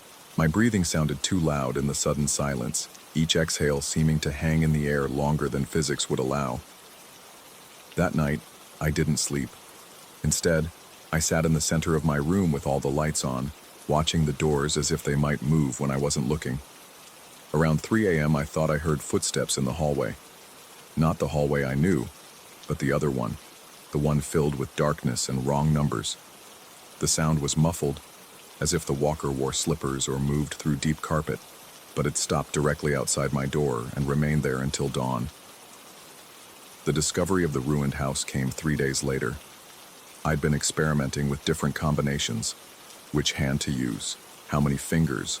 The angle of approach. The notebook had grown thick with observations that read like the ravings of someone deep in psychosis. But when I opened the bathroom door while humming a half-remembered song from childhood, everything changed. Instead of either bathroom, the door opened onto devastation. The room beyond was unmistakably my room, but rotted. The wallpaper hung in strips like shed skin, revealing wood so water-damaged it seemed to pulse with decay. Furniture sat in the same positions but transformed. My desk sagged under the weight of accumulated moisture, my bed frame warped into impossible angles. The air that rushed past me carried the smell of mold and something else, something sweet and wrong that made my stomach lurch. But it was the mirror that broke me, at least temporarily. My reflection stared back from the ruined bathroom beyond, but wrong. Older, wearing clothes I didn't recognize, with an expression of such profound sadness that I slammed the door and backed away, knocking over my chair in the process. I called in sick to work the next day, and the day after that. The apartment had become a puzzle that demanded solution, each door a piece that needed to fit properly in my understanding of reality. I mapped the variations obsessively, filling pages with diagrams that would have looked like abstract art to anyone else. Small bathroom, left hand, morning, whistling. Large bathroom, right hand, evening, silence. Ruined bathroom, both hands, humming, Tuesday, Thursday only. Deep closet, right hand after 6 p.m. Narrow closet, left hand before noon. Vintage closet, both hands, eyes closed. The list grew longer each day, incorporating variables I hadn't considered. The weather, my mood, what I'd eaten for breakfast. The apartment responded to everything, as if it were alive and learning my habits. It was while crouched under my desk, trying to retrieve a pen that had rolled into the shadows, that my fingers found the loose floorboard. The wood lifted easily, revealing a space that shouldn't have existed, too deep for the building's structure, lined with oiled paper that crackled like autumn leaves. The journal inside bore a name I didn't recognize in handwriting that seemed to shift and crawl in the lamplight. Theodore Ashford, architect and engineer, 1923. The pages were filled with sketches and calculations, diagrams of impossible geometries that hurt to look at directly. The problem, read one entry, is not one of space, but of perception. Mrs. Chen's request to house 40 boarders in a building suited for 20 requires creative interpretation of dimensional limitations. The solution lies not in expansion, but in folding, allowing the same space to exist in multiple configurations simultaneously. My hands shook as I turned pages filled with mathematical formulas that resembled no geometry I'd ever studied. Ashford wrote about dimensional flexibility and perceptual anchoring, about creating rooms that could be different things to different people at different times. The human mind, he observed in spidery script, insists on linear spatial relationships, but space itself has no such limitations. A room can be both large and small, both luxurious and decrepit, both occupied and empty. The key is allowing the observer to determine which reality they experience through the simple act of intention. The final entries grew increasingly erratic, filled with observations that made my skin crawl. Ashford wrote about unintended configurations and spaces that shouldn't exist. He mentioned seeing other versions of himself in rooms that defied his careful calculations, versions that seemed stuck in configurations he couldn't map or control. The house, read the last legible entry, has begun to dream. I spent the next week testing Ashford's theories, approaching each door with specific intentions, trying to will particular configurations into existence. The results were inconsistent but undeniable. The apartment responded to expectation, to desire, to fear. When I opened the main door expecting to find Mrs. Chen's familiar hallway, it appeared exactly as I remembered. When I opened it while thinking about the dark corridor with wrong numbers, that nightmare space materialized instead. But increasingly, the apartment seemed to choose its own configurations, presenting me with rooms I hadn't intended, combinations that didn't match my notes. The luxurious version appeared on a Sunday morning when I was thinking about coffee and opened what I thought was the closet door. Instead of hanging clothes, I found a sitting room that belonged in some upscale hotel. Leather furniture, crystal decanters, windows that looked out onto city views I'd never seen before. The air smelled of expensive cologne and something else, something that made the hair on my arms stand up. I wasn't alone in that room. Something sat in the leather chair facing away from me, something with shoulders too broad and a neck that bent at an angle that suggested it was listening. I couldn't see its face, couldn't even be certain it had one, but I felt its attention like pressure against my skin. I closed the door quickly, but not before I heard it begin to turn. That night, I dreamed of walking through endless versions of my room, some clean, some dirty, some filled with furniture I'd never owned, others completely empty except for doors that led to more rooms. In the dream, I passed mirrors that showed different reflections, windows that looked out onto seasons that couldn't exist simultaneously, doors that opened onto rooms I was already standing in. I woke to find my notebook filled with handwriting that looked like mine but described rooms I'd never seen, maps of configurations I'd never tested. The ink was still wet. The breaking point came on a Wednesday when I found myself. I'd been approaching the doors with increasing desperation, trying combinations that grew more elaborate and nonsensical. The apartment felt larger now, as if my mapping had somehow expanded its boundaries rather than defining them. Sounds carried differently. My footsteps echoed from directions that shouldn't exist, and sometimes I heard my own voice calling from rooms I wasn't in. When I opened the bathroom door that afternoon, I found the ruined version again. But this time I forced myself to look longer, to really see what lay beyond the decay. The mirror still showed my reflection, but now I could see behind it, into the room where that other version of me stood. He was facing away, looking at his own mirror, but his posture was wrong, too rigid, too still. His clothes were different, older, as if he'd been there for months or years.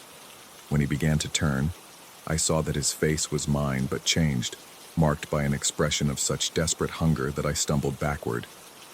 But this time, the door wouldn't close. My other self stepped toward the barrier between us, and I realized he was mouthing words. It took several seconds to understand what he was saying, to read the shape of lips that mirrored my own. Let me out. I pressed my full weight against the door, but it resisted as if something were pushing from the other side. Through the gap, I could see more figures moving in the ruined room, other versions of myself, all wearing different clothes, all with that same desperate expression. They moved like sleepwalkers, converging on the doorway with slow, inevitable purpose. The door finally slammed shut, but I could hear them on the other side, pressing against the barrier, their voices barely audible through the wood. They were all speaking in unison, all saying the same thing. Let us out. Let us out. Let us out. I didn't sleep that night, or the next. The sounds continued intermittently. Footsteps, voices, the soft thudding of palms against wood. During the day, the doors returned to their normal variations, but I could feel something watching from within each configuration, waiting. Today marks 2 weeks since I found Ashford's journal. I've stopped leaving the apartment entirely, sustaining myself on delivery food, and the growing certainty that I understand what's happening. The building isn't just folded space, it's a trap, a maze designed to create infinite variations of the same prison. But understanding doesn't equal escape. As I write this, sitting in the center of my room with my back to all the doors, I can hear movement in the walls themselves. Not footsteps in adjacent rooms, but actual movement within the structure, as if something large were shifting behind the wallpaper. The sound suggests space where none should exist, dimensions that extend beyond what the building's external walls could contain. I've stopped mapping the door combinations. The notebook lies abandoned beside Ashford's journal, both documents serving as evidence of obsessions that solved nothing. Instead, I've been watching the mirrors, studying the reflections that show rooms I'm not in, versions of myself I've never been. The truth is becoming clear, though I resist accepting it fully. The apartment doesn't just contain multiple configurations. It contains multiple mes, each trapped in their own version of this space, each believing they're the real one, the original one, the one who moved in 2 weeks ago with a suitcase and a desperate need for affordable housing. But which version am I? The question hangs in the air like the scent of those funeral flowers. unanswerable and terrifying. When I look in my bathroom mirror now, I sometimes see movement behind my reflection. Other versions of this room where other versions of myself are writing in notebooks, mapping doors, reading journals left by architects who thought they could outsmart the fundamental nature of space. We're all real. We're all trapped. And somewhere in the folded geometry of this place, Mrs. Chen continues to collect rent from tenants who don't realize they're sharing the same room with themselves, existing in parallel configurations that never quite touch. The doors are quiet now, but I know they're waiting. Each handle promises escape, promises a way back to the linear world where space behaves properly, and rooms contain only what they appear to contain. But I've learned not to trust promises made by brass and wood. Tomorrow, I think I'll try opening all the doors simultaneously. I want to see what happens when every configuration exists at once, when all the folded spaces unfold and reveal the true structure of this place. Maybe I'll find a way out. Maybe I'll find something worse. Maybe I'll find out which version of me is writing this, and which ones are just reading it, trapped in their own notebooks, in their own rooms, in their own versions of a building that should not exist.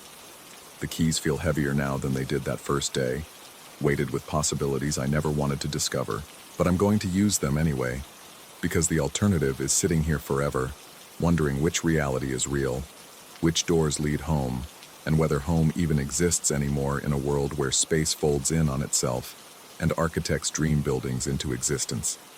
The sound of footsteps has started again, but this time they're coming from every direction at once, as if all the other versions of myself have finally decided to move in unison. They're getting closer, and I think they want to compare notes. I think they want to know which one of us gets to leave.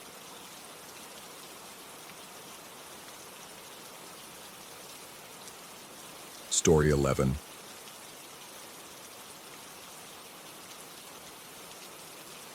The floorboards in the attic groaned under my weight like arthritic joints, each step announcing my presence to whatever might be listening in the darkness above. I'd been putting off this exploration for 3 weeks since moving into the Victorian house on Elm Street, but the persistent scratching sounds from overhead had finally driven me up here with nothing but a flashlight and my professional camera bag. As a freelance photographer, I'd always been drawn to abandoned places, forgotten corners where stories lingered in the dust. But this attic felt different. The air hung thick and stagnant, carrying an underlying sweetness that reminded me uncomfortably of flowers left too long in a vase. My flashlight beam cut through the gloom, revealing stacks of cardboard boxes, a rocking horse with paint peeling from its wooden flanks, and in the far corner, an ornate trunk that seemed to absorb rather than reflect my light. The trunk's brass hinges protested as I lifted the lid, releasing a stronger wave of that cloying floral scent.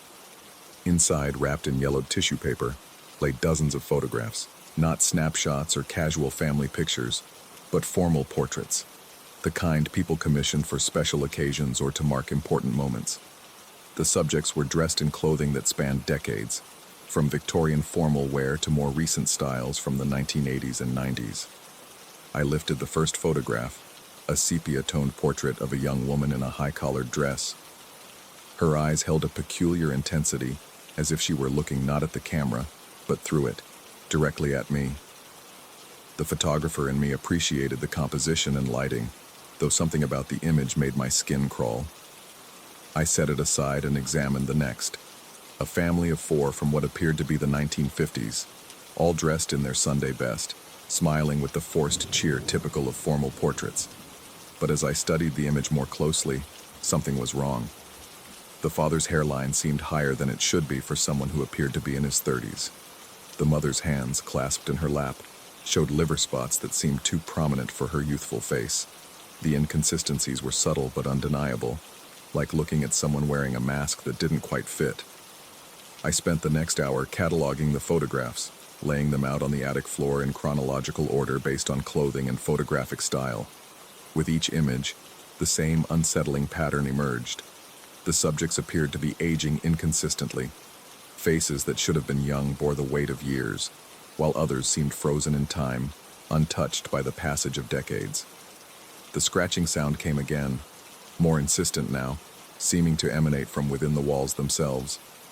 I followed the noise to the opposite corner of the attic, where my flashlight revealed something I'd initially missed: a small wooden easel holding a single photograph.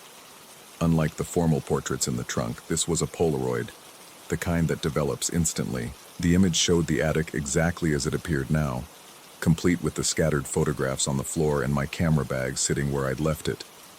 But I hadn't taken this picture. My hands trembled as I picked up the Polaroid. The image was clear and sharp, showing every detail of the scene before me with perfect accuracy, except for one thing. In the photograph, I wasn't there. Despite being taken from an angle that should have included me kneeling beside the trunk, the attic appeared empty, as if I were nothing more than a ghost haunting someone else's memory. The logical part of my mind suggested explanations.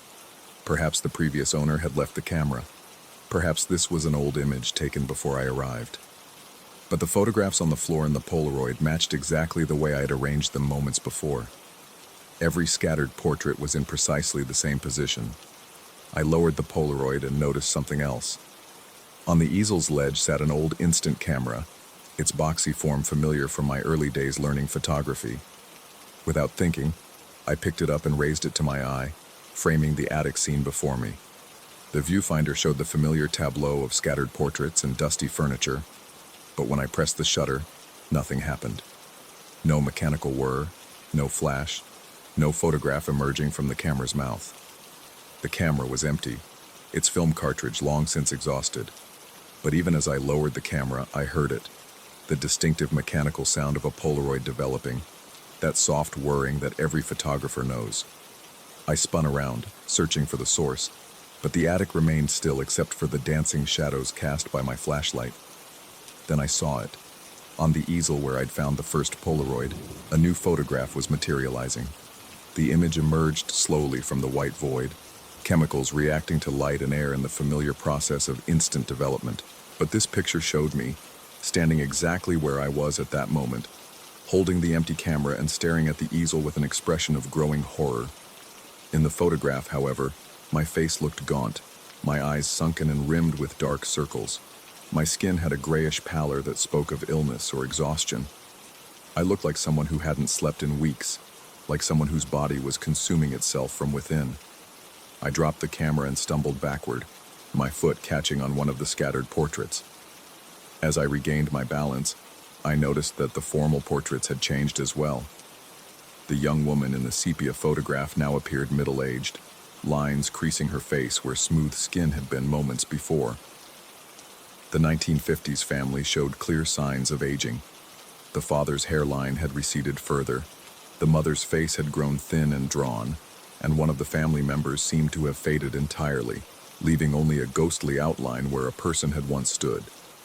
The scratching in the walls grew louder, more frantic, as if something were trying to claw its way out, or perhaps trying to claw its way in.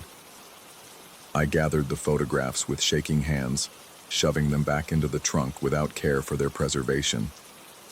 Whatever force was at work in this attic, I wanted no part of it. But as I reached for the lid of the trunk, I saw that another Polaroid had appeared on the easel. This one showed me from behind as I knelt beside the trunk, my shoulders hunched in defeat. In the photograph, my hair had begun to thin at the crown, and my clothes hung loose on a frame that appeared to have lost significant weight. The image captured not just my physical deterioration, but something more disturbing, a sense of resignation, as if the man in the photograph had already accepted whatever fate awaited him. I slammed the trunk shut and fled the attic, taking the stairs two at a time in my haste to escape. But even as I reached the safety of the second floor, I could hear that mechanical whirring continuing above me, photograph after photograph developing in an endless sequence of decay and loss. Over the following days, I tried to convince myself that what I'd experienced was the product of stress and an overactive imagination.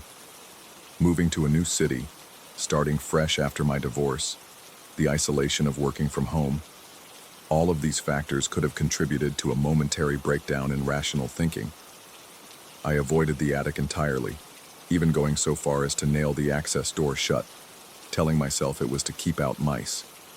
But the scratching continued, and with it came new phenomena that I couldn't so easily dismiss. Mirrors throughout the house began to show subtle inconsistencies. My reflection would appear slightly out of sync, moving a fraction of a second after I moved, or displaying expressions I wasn't making. Photographs I took for work developed with strange artifacts. Shadows where no shadows should exist. Faces in backgrounds where no people had been standing. On the third night after my attic discovery, I woke to find a Polaroid on my nightstand. The image showed my bedroom exactly as it was, complete with my sleeping form curled beneath the covers. But the figure in the bed looked nothing like me. The face was gaunt and hollow-cheeked, the body so thin it barely created a bump beneath the blankets. Dark circles surrounded the closed eyes, and the skin had taken on that same grayish pallor I'd seen in the attic photographs. I checked every door and window in the house. All were locked from the inside. No one could have entered my bedroom without my knowledge, and yet the photograph existed, impossible and undeniable. The next morning brought another Polaroid. This one slipped under my front door while I slept. It showed me standing at my kitchen window, coffee mug in hand, staring out at the street with an expression of profound sadness. In the image, I appeared to have aged decades overnight. My hair had gone completely gray. My face was lined with wrinkles that spoke of years of worry and sleepless nights, and my posture suggested someone carrying an enormous weight. But the most disturbing aspect of the photograph wasn't my appearance. It was the timestamp in the corner. The image claimed to have been taken 3 days in the future. As the hours passed, more photographs appeared throughout the house. They showed me in various states of decline, each image depicting a version of myself that was older, more haggard, more broken than the last. Some showed me wandering the house like a ghost, touching walls and furniture as if trying to convince myself they were real. Others captured me staring at my own reflection with growing horror, watching as the face in the mirror aged before my eyes. The worst photograph arrived on what the original timestamp indicated was the final day. It showed me sitting in the attic, surrounded by all the portraits I'd found in the trunk. But in this image, I had become part of the collection. My face had taken on the same timeless quality as the other subjects, frozen in an expression of eternal watching. The photograph suggested not death, but something far worse, a kind of living preservation, consciousness trapped within the confines of silver halide and paper. I realized then what the house wanted. It was collecting moments, preserving them in a form that transcended normal time and space. The portraits in the attic weren't just photographs. They were windows into possibilities, showing not what was, but what could be, what would be, if certain conditions were met. The scratching in the walls had grown constant now, and I understood that it wasn't something trying to get out or in. It was the sound of time itself being carved and shaped, of reality being developed like film in a darkroom. The house was a camera of sorts, and I had become both photographer and subject, observer and observed. As I write this account, my reflection in the computer screen shows a face I no longer recognize. The changes are subtle but undeniable. A slight hollowing of the cheeks, a deepening of the lines around my eyes, a grayness creeping into my complexion. Each time I look up from the keyboard, the face looking back seems a little older, a little more tired, a little more resigned to whatever fate awaits. The final Polaroid sits on my desk beside my laptop, still developing despite having been exposed hours ago. The image shows an empty house, rooms devoid of furniture or personal possessions, as if no one had ever lived here at all. But if I look closely at the windows, I can see faces pressed against the glass from inside, not trying to escape, but simply watching, eternally observing a world they can no longer touch. I don't know if the photographs show the future or create it, whether they're warnings or prophecies. What I do know is that the scratching has stopped, and in the sudden silence, I can hear something far more unsettling. The soft, mechanical whir of a Polaroid camera, developing one last image in the darkness of the attic above. The house has what it wanted.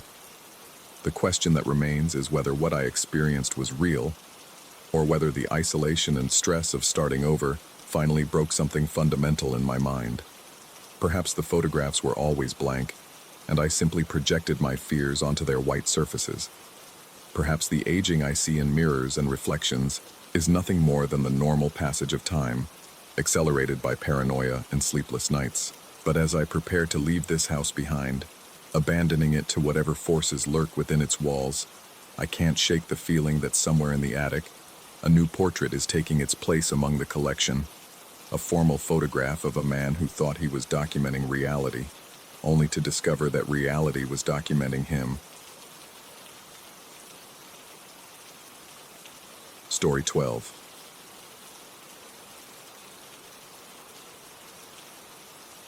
The brass elevator buttons had worn smooth from decades of fingertips, but I'd never noticed the gap between 7 and 8 until that Tuesday evening.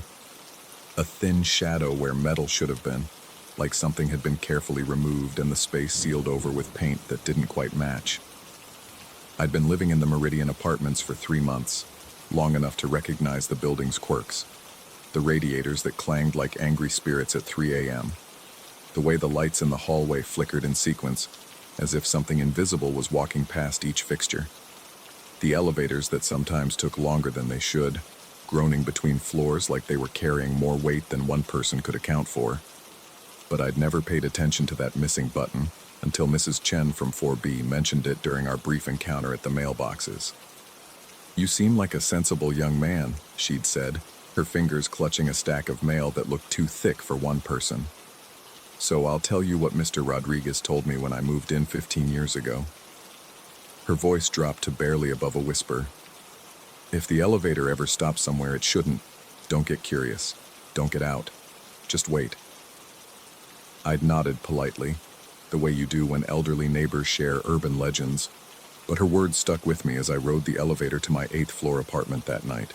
The car rose with its usual mechanical precision, lobby 2, 3, 4, but between 7 and 8, it shuddered. Not the typical jolt of an aging elevator, but something deliberate, like it was testing whether to stop. The numbers above the door continued their steady climb. 7, 8. The doors opened to my familiar hallway with its faded burgundy carpet and the persistent smell of someone's cooking that I could never quite identify. But as I walked to my apartment, I found myself counting the floors I passed on my daily trips. Lobby, mezzanine, 2, 3, 4, 5, 6, 7, 8. Always 8 floors from the ground to my door. The math was simple, unremarkable. So why 3 days later did the elevator feel like it was taking longer? I started timing it with my phone. 43 seconds from lobby to 8 on average, 47 on Tuesday, 51 on Wednesday. Thursday, I counted the mechanical clicks and whirs, trying to identify where the extra time was being spent. Between 7 and 8, the elevator would slow almost imperceptibly, as if something was drawing it to a halt that wasn't quite there. Friday evening, carrying groceries in my laptop bag, I felt that familiar deceleration. But this time, the elevator stopped completely. The number display showed a steady 7, but the doors remained closed. I waited for the mechanical hiccup to resolve itself, for the car to continue its journey to 8. Instead, the doors opened. The hallway beyond was identical to mine. Same burgundy carpet, same cream-colored walls, same bronze fixtures spaced evenly along the ceiling. But the light felt different, softer somehow, as if it was filtering through water. And the wallpaper, which I'd never paid much attention to in the rest of the building, seemed to shimmer with patterns that my eyes couldn't quite capture. I stayed in the elevator, Mrs. Chen's warning echoing in my mind. The doors remained open for what felt like several minutes, though my phone insisted only 30 seconds had passed. I could hear sounds from beyond the threshold, footsteps on carpet, the distant murmur of conversation, the soft closing of doors. Normal apartment building sounds, except we were between floors 7 and 8, in a space that shouldn't exist. The elevator finally continued upward, the doors closing on that impossible hallway. When I reached my floor, I stood in my own corridor for several minutes, comparing what I saw with what I remembered from moments before. Same carpet, same walls, same fixtures, but somehow flatter, more ordinary, as if the version below had been more real than the one I was standing in. I told myself I'd imagined it, Stress from the new job, maybe, or too much caffeine. The mind could play tricks, especially in the liminal spaces of elevators and corridors where nothing was particularly memorable. But over the next week, I found myself taking the stairs more often. The Meridian was a 12-story building, which meant 8 flights from the lobby to my apartment. I was in decent shape, so the climb didn't bother me. What bothered me was that I consistently counted 9 flights. I tried different approaches, counting steps instead of landings, marking each floor with my phone's voice recorder. Every time, there was one more level than there should have been. But when I reached my apartment and looked back down the stairwell, I could only see 8 floors below me. The discrepancy made my chest tight with the anxiety I couldn't name. I started taking the elevator again, but now I watched the floor counter obsessively. Sometimes it climbed smoothly from 7 to 8. Other times there was that slight hesitation, that moment when the display seemed to flicker between numbers. And twice more, the elevator stopped at a floor that the building's blueprints insisted didn't exist. The second time, I caught a glimpse of someone in the hallway before the doors closed. A tall man in a gray suit, standing with his back to the elevator. He didn't turn around, but I had the unsettling feeling that he was aware of my presence. His posture was too straight, too still, like a photograph of a person rather than the person himself. The third time, I almost stepped out. The hallway looked exactly like mine, but the apartment numbers were wrong. Instead of 8A through 8H, the doors bore numbers I didn't recognize, combinations of letters and symbols that hurt to look at directly. And the sounds coming from behind those doors weren't quite right. Conversations that rose and fell with unnatural rhythm. Footsteps that seemed to echo from above and below simultaneously. I gripped the elevator rail and forced myself to remain inside, even as every instinct screamed at me to investigate. The doors stayed open longer this time, long enough for me to notice that the wallpaper wasn't just shimmering, it was moving. Tiny figures walked through painted landscapes, disappearing around corners and reappearing in different panels. A pastoral scene shifted to show the same cottage from different angles, as if I was watching through multiple cameras. One of the apartment doors creaked open. I couldn't see who, or what, opened it, but I heard the distinct sound of hinges that needed oil, followed by silence that felt expectant. Waiting. The door remained ajar, revealing nothing but darkness beyond. Then, barely audible, a voice called my name. Not shouted, not whispered, but spoken in the tone someone uses when they know you're nearby and expect you to respond. A woman's voice, familiar in a way that made my stomach clench with recognition I couldn't place.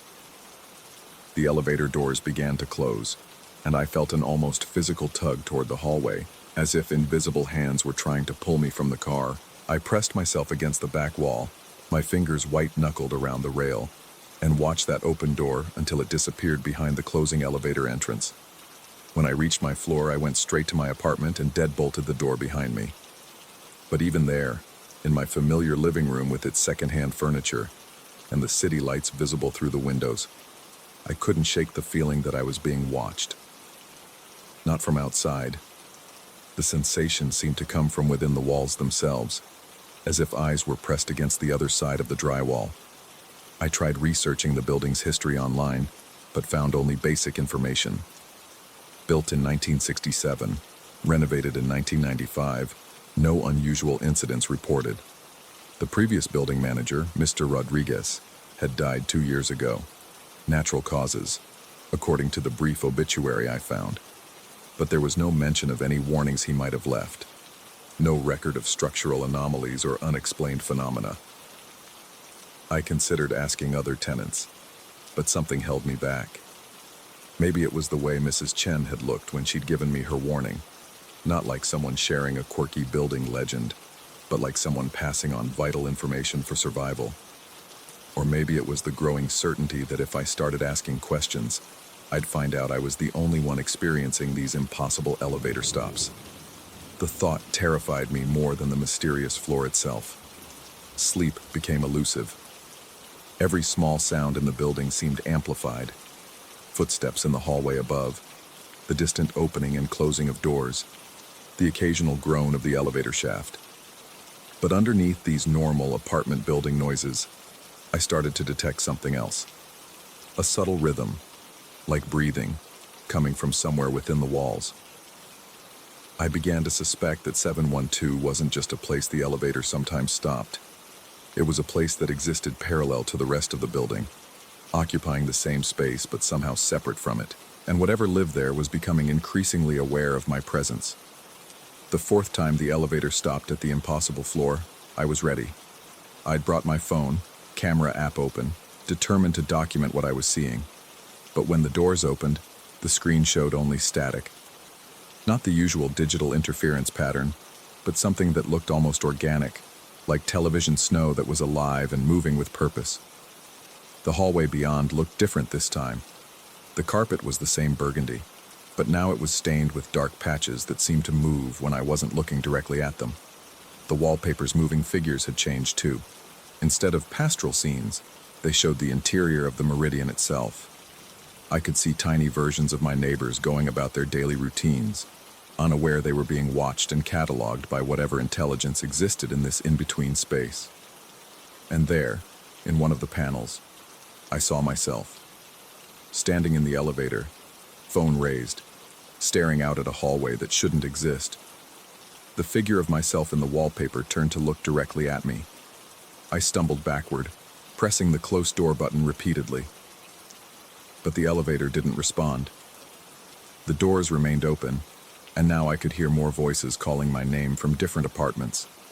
Men, women, old and young, all speaking in that same expectant tone. The apartment door that had opened before was wider now, and I could see movement in the darkness beyond. Not the sharp, purposeful movement of living people, but something slower, more deliberate. Like sleepwalkers navigating a space they knew by memory rather than sight. One of them stepped into the hallway. She was middle-aged, wearing a nightgown that might have been white once but was now the color of old paper. Her hair hung loose around her shoulders, and her feet were bare. She walked toward the elevator with her eyes closed, but her face was turned toward me with unmistakable awareness. I recognized her from the building directory in the lobby, Mrs. Patterson, 9C. According to the memorial plaque in the lobby, she'd died in her sleep 3 years ago. She stopped just outside the elevator doors and opened her eyes. "You don't belong here," she said, but her voice came from behind me, as if she was speaking from inside the elevator car itself. I spun around, but the elevator was empty except for me. When I turned back, Mrs. Patterson was gone.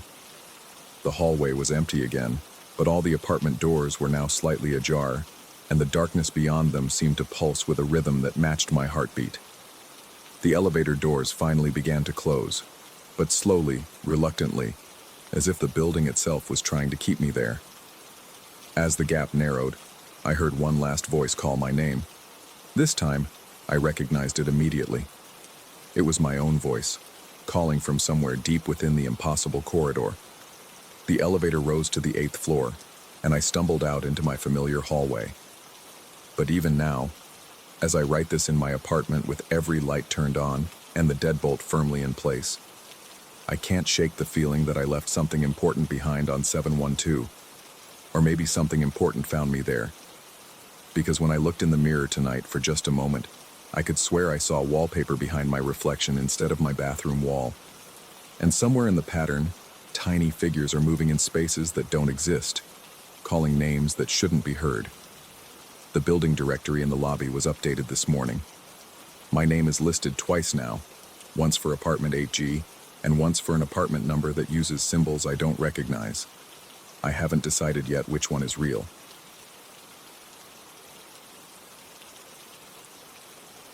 Story 13.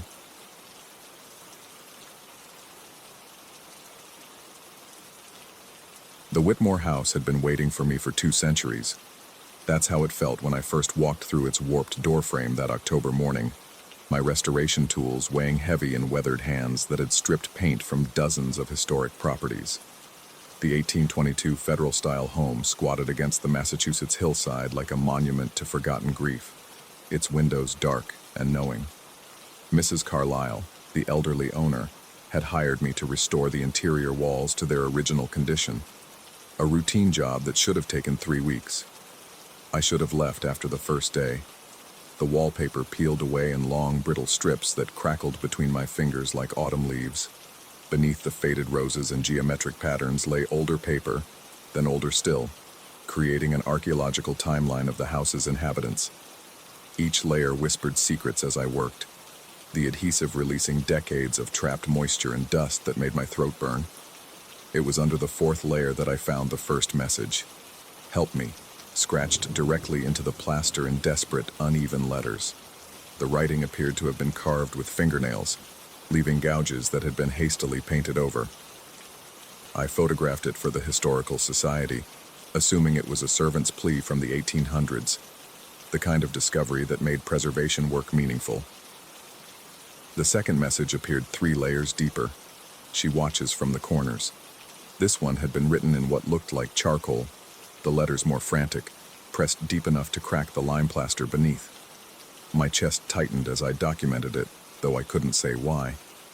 The house seemed to lean closer as I worked, its old bones settling around me with groans that echoed through empty rooms. By the end of that first week, I had uncovered 17 messages scattered across the parlor walls.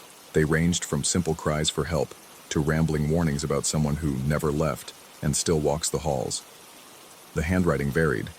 Different people, different decades, all united by the same desperate urgency. I found myself working faster, driven by a morbid curiosity that overrode professional caution. The names started appearing in the 8th layer. Margaret, written over and over in a tight, obsessive script that covered 3 square feet of wall space. Below it, in different ink, "Where is Margaret?" And then, in what appeared to be dried blood, "Margaret is gone. Margaret is gone. Margaret is gone." I called Mrs. Carlyle that evening from my motel room, my hands still trembling from the day's discoveries.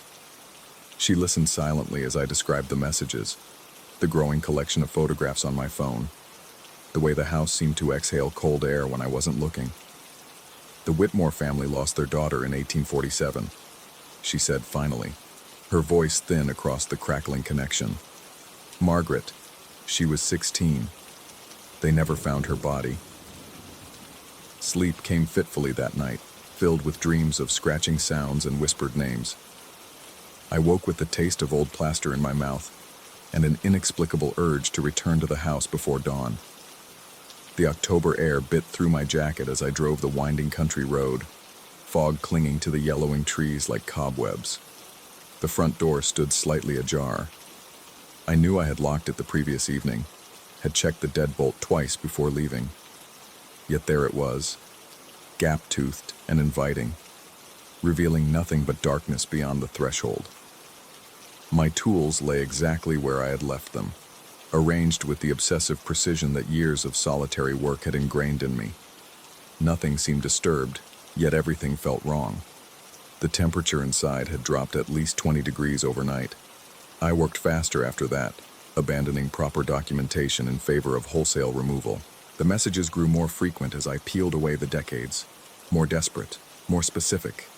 Names of family members, descriptions of sounds in the walls, detailed accounts of feeling watched. One entire section contained nothing but the word "trapped," repeated in various hands, as if multiple people had felt compelled to add their voice to the chorus. The pattern became clear by the 10th day. Every family that had lived in the house had eventually written on the walls. The Whitmores, the Ashfords, the Crenshaw family who had owned it briefly in the 1920s, all had left their mark. All had tried to warn whoever came next. The final layer waited beneath everything else. When I reached the original plaster, my breath caught in my throat. Every inch of the parlor's walls was covered in tiny, meticulous script. The same phrase, repeated thousands upon thousands of times in letters so small they blurred together into a gray tapestry of madness. She's still here. She's still here. She's still here. She's still here. She's still here. The writing covered the walls from floor to ceiling, wrapping around corners and continuing behind where furniture had once stood. Someone had spent months, maybe years, filling every available space with those 3 words. The letters were carved deep enough to catch shadows, creating a texture that made the walls seem to ripple in my flashlight beam. I photographed everything, my camera flash casting stark shadows that made the repeated phrase seem to move. The historical significance was staggering. This was clearly the work of the original owners, the Whitmores themselves, documenting their descent into whatever had claimed their daughter. But as I worked, documenting each section, I began to feel the weight of those thousands of repetitions pressing against my skull. She's still here. The phrase echoed in my mind as I drove home that evening, repeating with the rhythm of my windshield wipers against the unexpected rain. It followed me into the motel, whispered from the heating vents and the buzz of fluorescent lights. I found myself writing it in the condensation on my bathroom mirror, the letters appearing almost without conscious thought. That night, I dreamed of Margaret Whitmore. She stood in the corner of my motel room, her back to me, wearing a dress that might have been blue in better light. Her hair hung in careful ringlets that didn't move despite the cold wind that somehow filled the sealed room. She didn't turn around, but I knew she was aware of me, could feel her attention like ice water in my veins. When I woke, shivering and disoriented, the phrase was written on my bathroom mirror in my own handwriting. I hadn't written it. The realization struck me like a physical blow, leaving me gasping against the sink as I stared at the neat, careful letters that matched my own script perfectly. 3 words that I had no memory of writing, though the glass was still fogged from my shower. My hands shook as I wiped them away, the letters smearing like accusation. I should have left then. Should have packed my tools and driven back to Vermont, leaving the Whitmore house to its secrets. Instead, I found myself returning the next morning, drawn by a compulsion I couldn't name. The house welcomed me with settling groans and the scent of old wood, its presence wrapping around me like a familiar coat. The parlor walls were no longer bare. Fresh writing covered the sections I had cleaned the day before, not carved into the plaster, but written in what looked like charcoal. The same obsessive repetition of "she's still here," but in my handwriting. My exact handwriting, down to the way I crossed my T's and the slight leftward slant that came from years of hasty note-taking. I backed against the opposite wall, my breath coming in short, sharp gasps that echoed in the empty room. The logical part of my mind scrambled for explanations.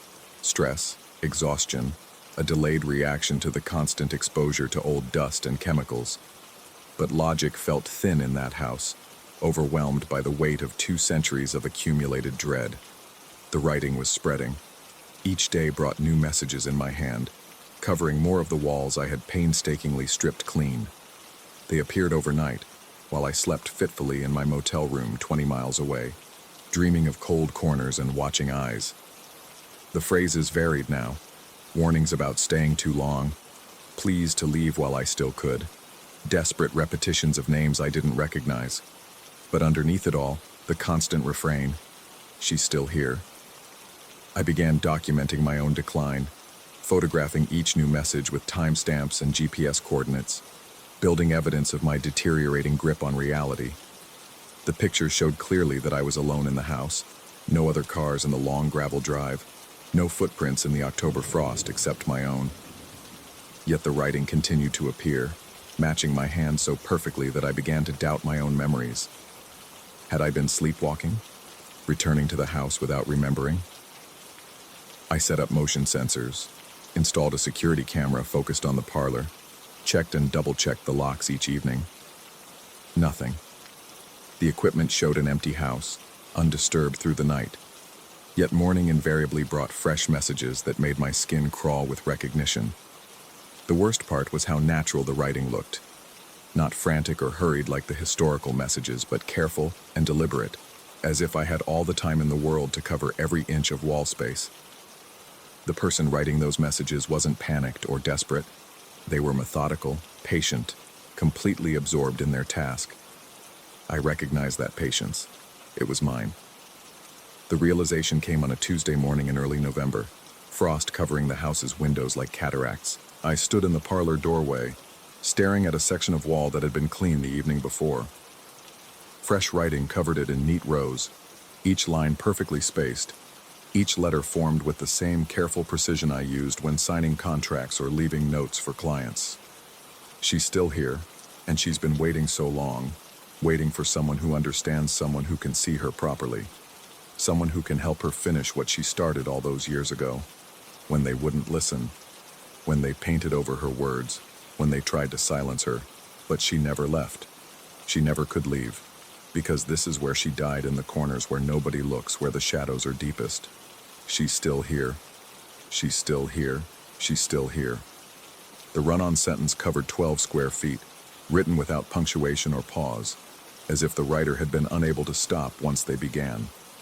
I reached out to touch the charcoal letters, my fingers coming away black with residue that felt warm against my skin. The warmth spread up my arm like recognition. I found my phone in my pocket, though I couldn't remember taking it out. The screen showed a note app filled with the same messages that covered the walls, timestamps indicating I'd been typing steadily from midnight until dawn. Hundreds of repetitions of "she's still here," interspersed with longer passages about feeling watched, about cold corners and whispered names. I had no memory of writing any of it.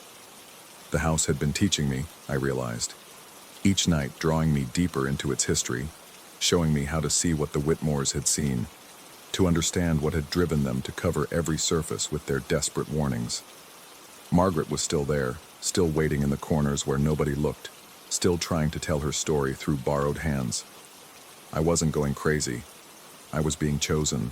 The distinction felt important as I stood in that frost-covered parlor, surrounded by messages in my own handwriting that I couldn't remember creating. The house settled around me with what might have been satisfaction, its old bones relaxing as if a great tension had finally been released. She was still here, and she wasn't alone anymore.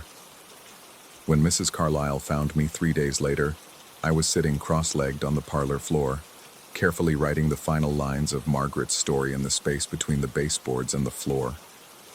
My fingers were black with charcoal, my clothes stained with plaster dust, but I felt more peaceful than I had in months. The walls were completely covered now, every inch filled with the truth that had been waiting 2 centuries to be told.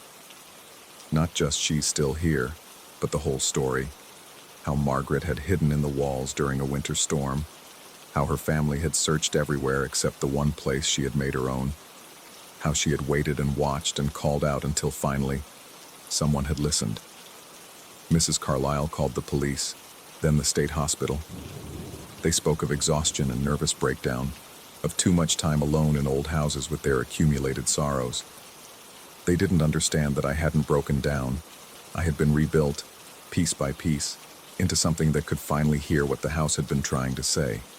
They never asked about the handwriting analysis, about how the messages I had supposedly written matched perfectly with samples found under the original wallpaper. They didn't want to know why the security cameras showed empty rooms while fresh writing appeared on the walls, or why the motion sensors never triggered despite clear evidence of activity. Some truths are too uncomfortable for official reports. I'm writing this from a place with white walls and locked doors, where they give me pills that taste like chalk and make the corners seem less deep. They think I'm recovering, that the delusions are fading with proper medication and therapy. They don't know that I still wake each morning to find new messages written on the condensation of my window. 3 words that follow me wherever I go. She's still here. And now, so am I. Story 14.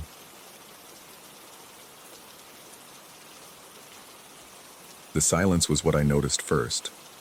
Not the absence of sound, but its texture, thick and deliberate, as if the reserve itself was holding its breath.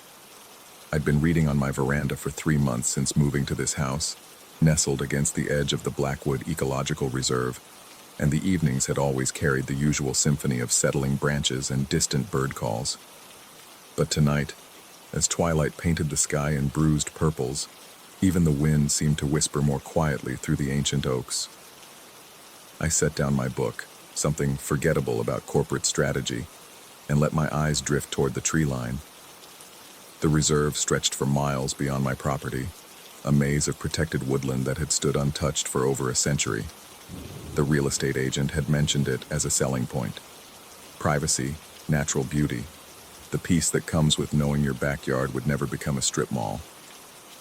What she hadn't mentioned was how the trees seemed to lean inward at dusk, creating shadows that moved with purpose rather than wind. The movement caught my peripheral vision first, a displacement of darkness between the massive trunks. I turned my head slowly, the way you do when you're not sure you want to see what you think you've seen. There, perhaps 50 yards into the forest, a figure moved with fluid grace between the trees. The dying light made details difficult, but the shape was unmistakably human. Tall, draped in what appeared to be a gray robe that seemed to absorb rather than reflect the last traces of daylight. I leaned forward in my chair, the wicker creaking beneath me. The figure moved without urgency, each step deliberate and silent.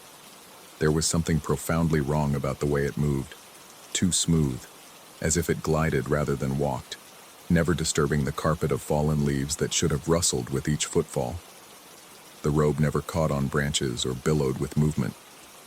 It hung as still as stone despite the figure's progression through the underbrush. As I watched, transfixed, the figure approached what I knew to be an ancient cypress grove deep in the reserve. Even from this distance, one tree stood out among the others, a massive hollow trunk, its interior blackened by some long-ago fire, but still standing, still alive at its edges. The gray figure paused at the base of this giant, and for a moment I thought it might turn, might acknowledge my presence on the veranda. Instead, it stepped forward and simply entered the tree, not around it, not behind it, through it. I blinked hard, the way you do when your eyes play tricks in poor light. But the figure was gone, vanished into the solid trunk as if it were nothing more than mist. The forest resumed its evening quiet, but now the silence felt expectant, pregnant with something I couldn't name. I sat there until full darkness claimed the woods, staring at that distant cypress until its outline merged with the surrounding shadows.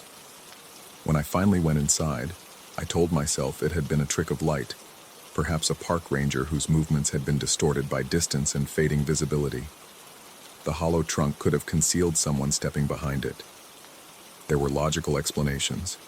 There always are, until there aren't. That night, sleep came fitfully.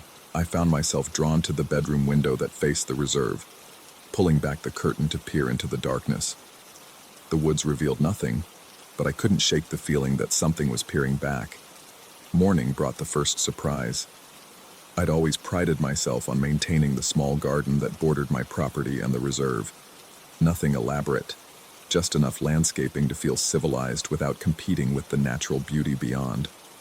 But as I stepped onto the veranda with my coffee, I stopped mid-stride.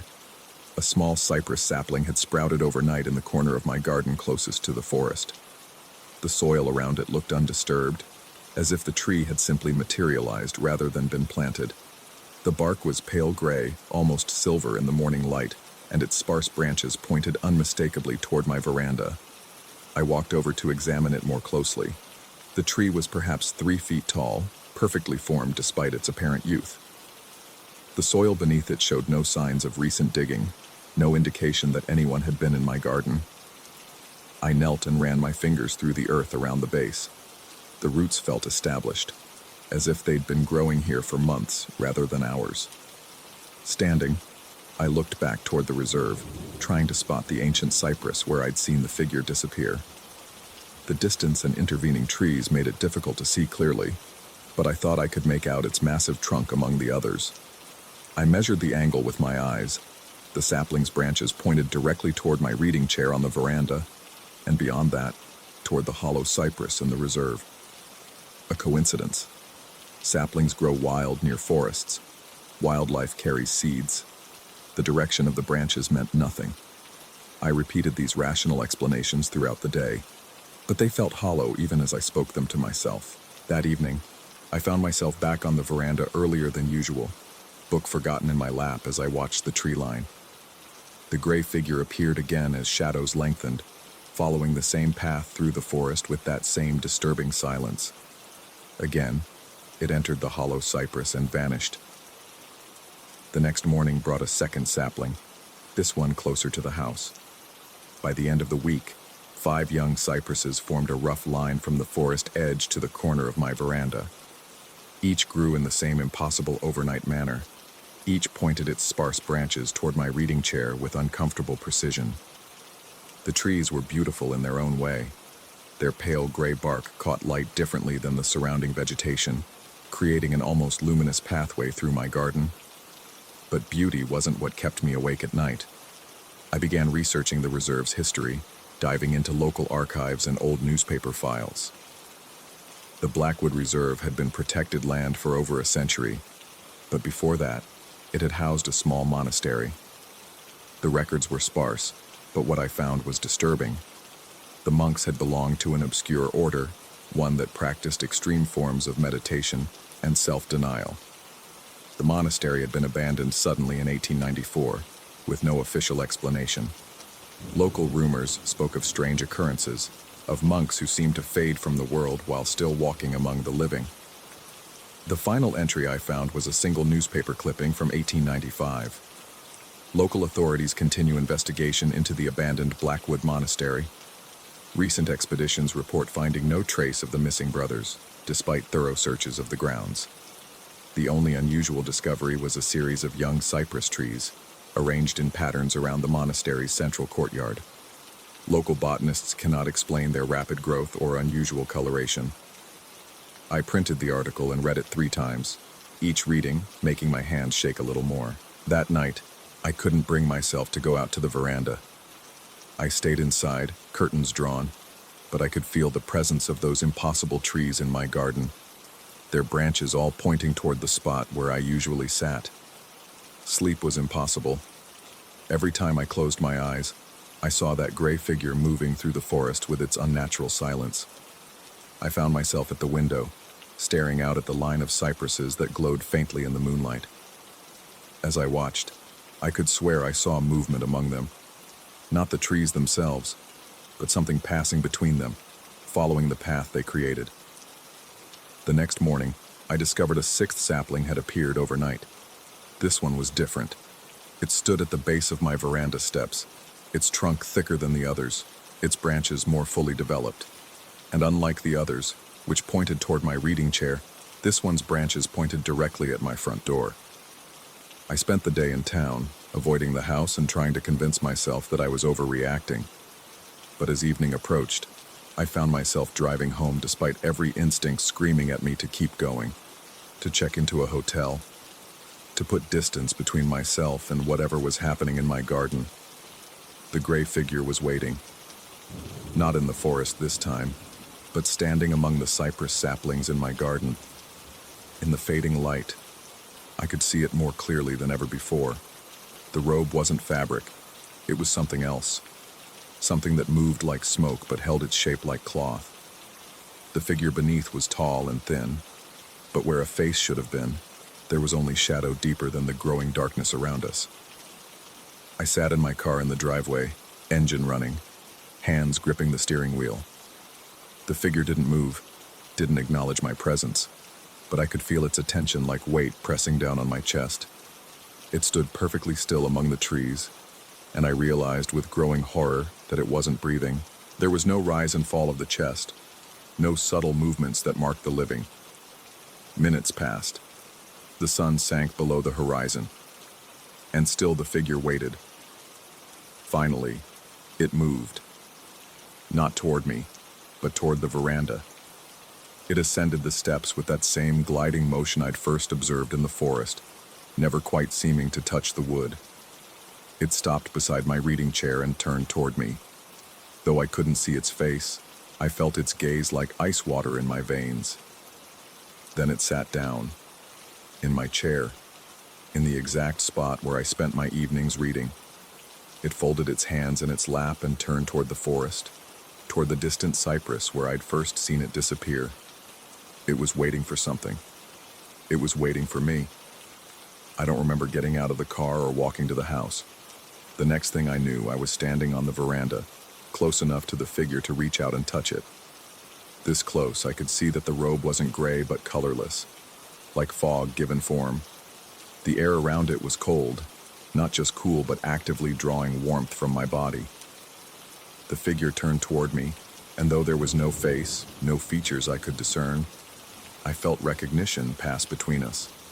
This was what it had been waiting for, night after night, patient as the trees themselves. The cypresses in my garden weren't random growths. They were a path, an invitation, a slow and careful seduction leading to this moment. I could see the entire line now, from where I stood to the forest's edge, and beyond to the hollow cypress in the reserve. Each tree glowed with pale light, forming a corridor through the darkness. The figure rose from my chair with liquid grace and began walking toward the forest, following the path the trees had created. At the edge of my garden, it paused and looked back. The invitation was clear. Follow the path, enter the hollow cypress, join whatever waited in the spaces between the trees. Every rational part of my mind screamed warnings. This was madness, hallucination, the product of isolation and too many ghost stories. But my feet were already moving, carrying me down the steps and along the luminous path. The cypresses seemed to pulse with light as I passed, their branches rustling though there was no wind. The figure stayed just ahead of me, never hurrying, never slowing, drawing me deeper into the forest. The trees grew denser around us, their branches weaving together overhead until only scattered starlight penetrated the canopy.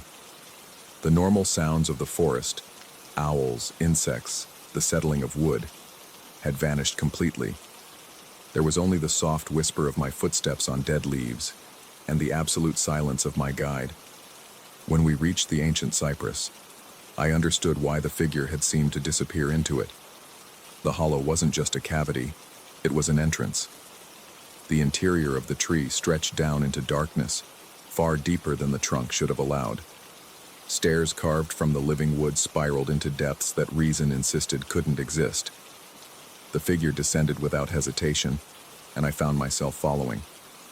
Each step took me further from everything I understood as real, deeper into a space that existed outside the normal rules of the world. The walls of the hollow were lined with more cypress wood, smooth and pale, giving off that same ethereal light that marked the trees in my garden. We descended for what felt like hours, though time seemed to have little meaning in this place. Finally, the stairs opened into a vast chamber carved entirely from cypress wood, and there, arranged in perfect rows, sat dozens of gray-robed figures, all facing toward a central altar.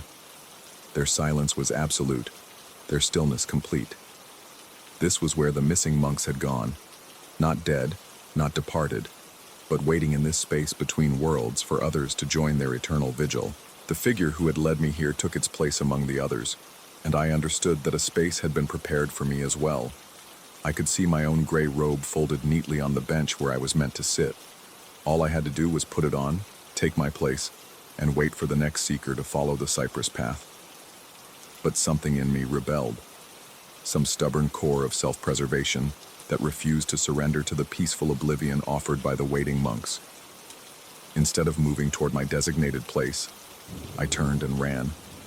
I stumbled through the darkness, up the spiral stairs, my hands scraping against the smooth cypress walls as I sought purchase in my panic.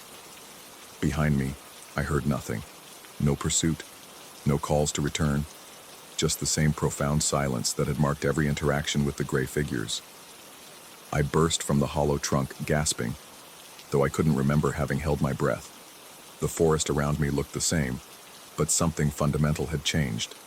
The trees seemed more distant, their shadows less substantial. Even my own body felt somehow translucent, as if my brief time in that underground chamber had begun to transform me into something else. I ran home through the darkness, guided by the pale light of the cypress saplings in my garden. But when I reached my veranda, I found another figure sitting in my reading chair. This one wore no robe, but his clothes were old-fashioned, formal in the way of a different century. He looked up as I approached, and his face was kind but infinitely sad. "You felt it too," he said, and his voice carried the weight of decades. "The call of the cypress path. I built this house in 1923 after I escaped from their underground sanctuary. I thought distance would break the connection, but the trees followed me here just as they followed you. I wanted to speak, to ask questions, to demand explanations, but my voice wouldn't come." The man stood and gestured toward the line of cypresses. "They're patient, these trees. They'll wait for you to be ready, as they waited for me. Some nights I almost go to them willingly. The peace they offer is real, and sometimes the weight of remaining in this world feels unbearable. But each morning, I find the strength to choose life over that eternal stillness. He began to fade even as he spoke, becoming translucent in the moonlight. The choice will always be yours. They cannot force you to follow the path, but they will never stop offering it. And then he was gone, leaving me alone on my veranda with the impossible trees and the weight of understanding. I was not the first to be called by the cypress path, and I would not be the last. The monks in their underground sanctuary were real, their offer of peace genuine, their patience absolute. Now I sit here each evening, reading as the light fades, watching the gray figure move through the forest, and feeling the call of the luminous trees in my garden. Some nights the temptation is overwhelming, to walk that pale path one more time, to descend those wooden stairs, to take my place among the waiting figures, and let the burden of choice fade into eternal stillness. But morning always comes, and with it the determination to remain in this uncertain world, rather than surrender to the seductive peace below. The cypresses wait in my garden, their branches pointing toward the hollow tree, toward the choice that will always be mine to make. I've learned to live with their presence, with the knowledge that the path remains open.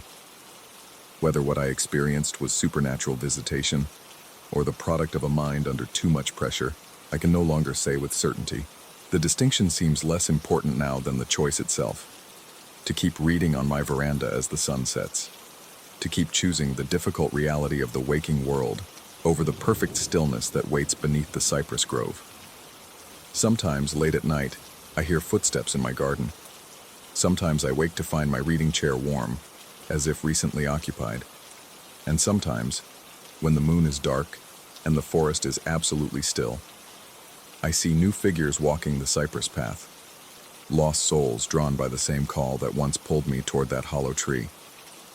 But I remain here, guardian of my own small piece of the boundary between worlds, reading by twilight and choosing each day to stay on this side of the path. The monks are patient, the trees are eternal, and the choice, thankfully, is always mine.